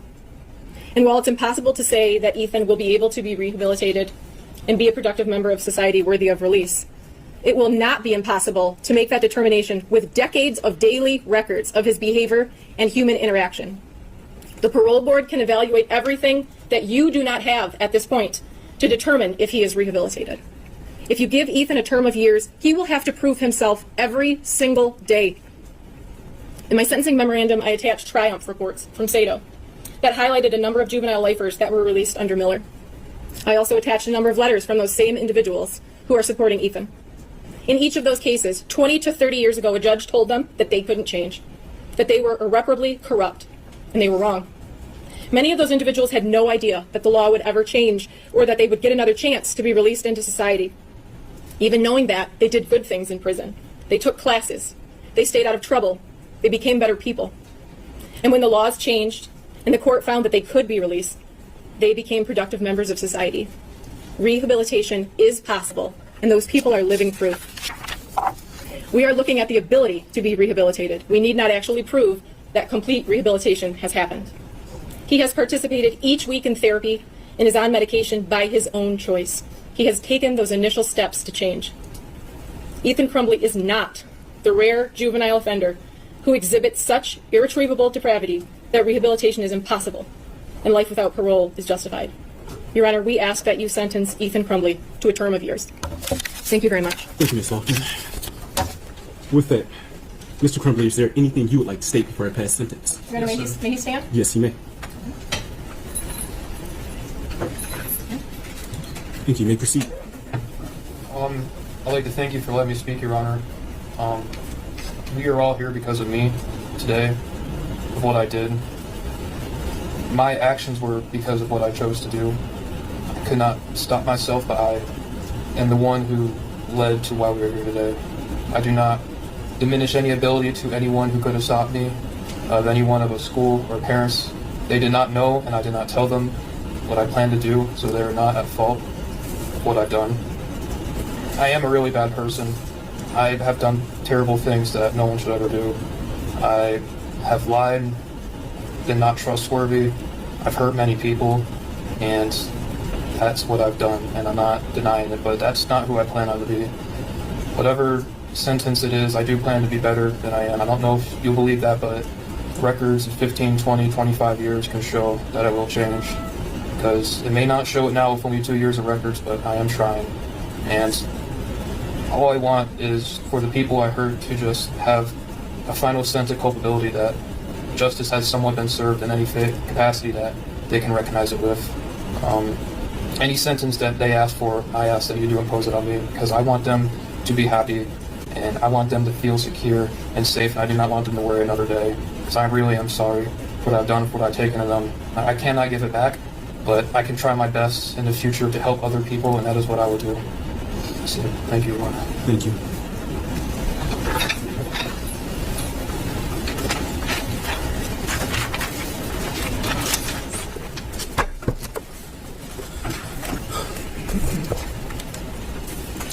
With that, this court has listened to extensive evidence in this case. I heard 4 days of testimony from the Miller hearing. I have presided over numerous placement hearings. I conducted the initial placement hearing in this case, and so the court is fully aware of the defendant's upbringing. I'm fully aware of the circumstances that brought him before the court. First, to the victims of the deceased, the court sends out its sincerest condolences to their family. To the injured victims and to those victims as it relates to count 1, terrorism causing death, thank you for your courage and strength in speaking today, as well as sending written correspondence. As counsel has pointed out, the court has read everything that you've submitted. I've read the defendant's sentencing memorandum, I've read the people's response thereto, I've read all of the exhibits that were attached, and I've read every single victim impact statement over the course of 3 days. Probably took me closer to 36 hours to read all of this, and so I've read everything and have gone back through the complete file. The letters truly gave the court a sliver of insight into the unique and amazing personalities of Justin, Hana, Tate, and Madisyn. The court cannot begin to imagine the fear that the parents of those students at Oxford High School had on November 30th, 2021. I cannot even begin to fathom. To have to wait in Myre to see if your loved one would return is heart-wrenching, and that's true terror. And not to have your loved one show up at Myre, the court could not imagine the pain. I know that whatever sentence the court imposes will not bring your loved one back or cure the mental anguish or lifelong physical scars that some of you have. But I hope that this sentence does allow you to close one chapter in your life. I also want to thank law enforcement that responded that day, because I know this has not been easy on them as well. As previously stated, the court has read defendant's sentencing memorandum and the people's response. Again, defense argues that the defendant should receive a term of years because of the defendant's alleged mental illness. Defendants cite People v. Bennett 335 Mich. at 409, a 2021 case. The court notes that it is not saying because the defendant may be mentally ill that automatically means he's irreparably corrupt. What the court notes is that he has an obsession with violence, that this act involved extensive planning, extensive research, and he executed on every last one of the things that he planned. As the court stated in its written opinion in order regarding the Miller hearing, defendant's alleged mental illness did not interfere with his ability to extensively plan for months. His actions, nor did it interfere with his ability to execute those plans. This started with him asking for a better gun to conduct the school shooting. He had initially a .22 caliber weapon that he wrote would not do enough damage. And so weeks and weeks prior to this offense, he started to formulate this plan and knew and asked for the weapon that he could cause the most harm with. As counsel is aware, the goals of sentencing do not only involve rehabilitation, but also involve deterrence and punishment. Deterrence is 2 parts.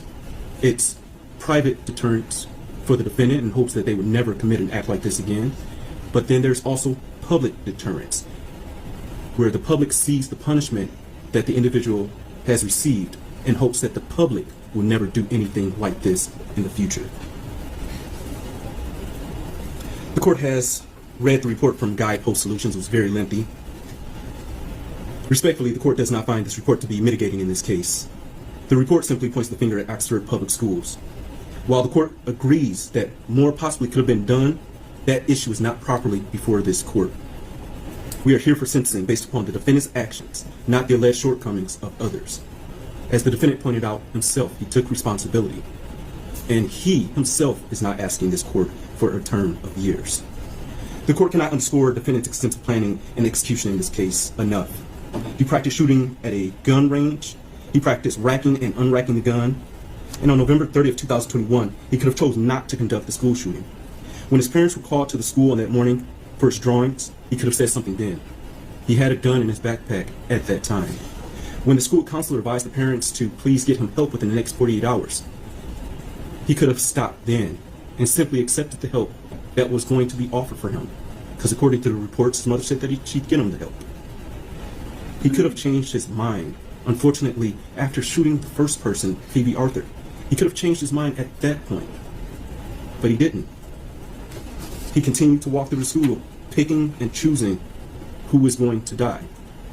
As the defendant said in his own words, this is nobody's fault but his own. He stated this afternoon that with help, that probably would not have stopped him. That is absolutely concerning to this court. The court apologized to the victim for the bluntness, but defendant shot and killed Justin Schilling at point-blank range after having him get down on his knees in front of another student. He shot Hana, who was already shot once before.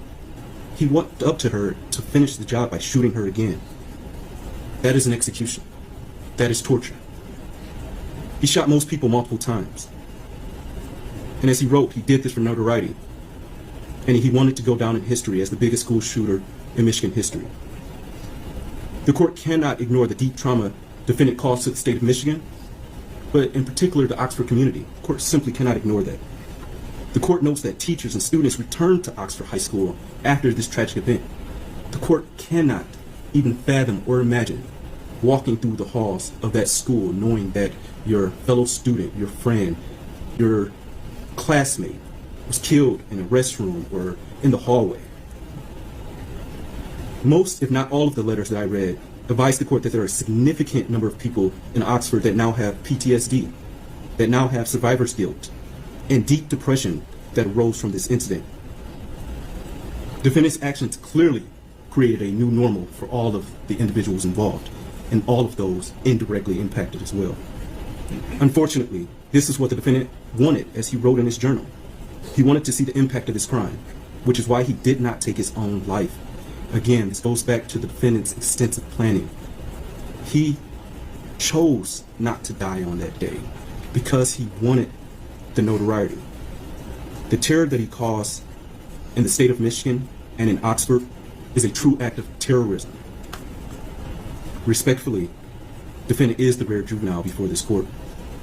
The court, having read the PSI and being fully familiar, but before I get that, I will also note that counsel brought up an issue of making bombs for Hitler.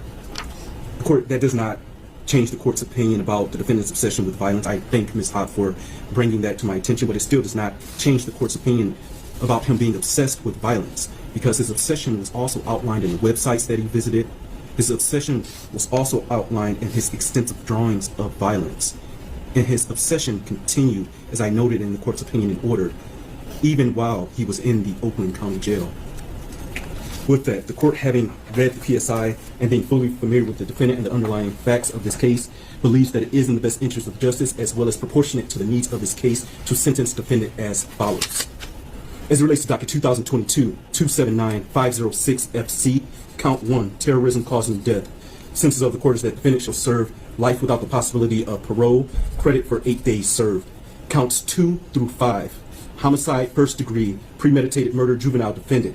Sentence of the court is that defendant shall serve the rest of his life without the possibility of parole with the Michigan Department of Corrections, credit for 8 days served. On counts 6 through 12, assault with intent to murder. On each of the counts, defendant is sentenced to 18 years and 9 months to 80 years with the Michigan Department of Corrections, credit for 8 days served. On counts 13 through 24, those being felony firearm, defendant is sentenced to 2 years with the Michigan Department of Corrections on each of those counts with credit for 730 days served. Counts 1 through 12 are concurrent to each other, and counts 13 through 24 are concurrent to each other. Count 1 is consecutive to count 13, count 2 is consecutive to count 14, count 3 is consecutive to count 15, count 4 is consecutive to count 16, count 5 is consecutive to count 17, count 6 is consecutive to count 18, count 7 is consecutive to count 19, count 8 is consecutive to count 20, count 9 is consecutive to count 21, count 10 is consecutive to count 22, count 11 is consecutive to 23, and count 12 is consecutive to count 24. All of those consecutive counts are by reason of the felony firearm statute. Is there a challenge to restitution here? There is not, Your Honor. Thank you. Restitution will be set in the amount of $20,781. State costs will be set in the amount of $1,632. You are not to have any contact with Oxford High School or enter Oxford High School. You are not to have any contact whatsoever with the families of Madisyn Baldwin, Tate Myre, Hana St, Juliana, and Justin Schilling. Also, you are not to have any contact with the following victims or their families, that being Phoebe Arthur, John Osito, Molly Darnell, Riley France, Elijah Mueller, Kylie Osage, Aiden Watson, and Keegan Gregory. And I will note that restitution is payable to the Crime Victims' Right Compensation Program. With that, Michigan Department of Corrections, did I miss anything? Remember, ask the court to order 130 crime victims fee, $60 DNA cost, and DNA testing. Thank you. DNA costs $60, crime victims' right fee at $130. Did I miss anything else? DNA testing, Your Honor. DNA testing is hereby ordered. Thank you. With that, Ms. Crumbley, you are entitled to file an application for leave to appeal. If you are financially unable to retain a lawyer, the court will appoint a lawyer to represent you on appeal. The request for a lawyer must be filed within 42 days after sentencing. Your attorney is going to be handing you an appellate rights form, sir. Do you acknowledge receipt of the appellate rights form? Your Honor, I have tendered that to my client. He has signed it, and I will tender it to the court. Thank you very much. With that, counsel, anything else for the record? Nothing from the defense. Thank you very much, Your Honor. Thank you very much. With that, deputies, you may take Mr. Crumbley to those in the gallery. Please be seated until he is exited.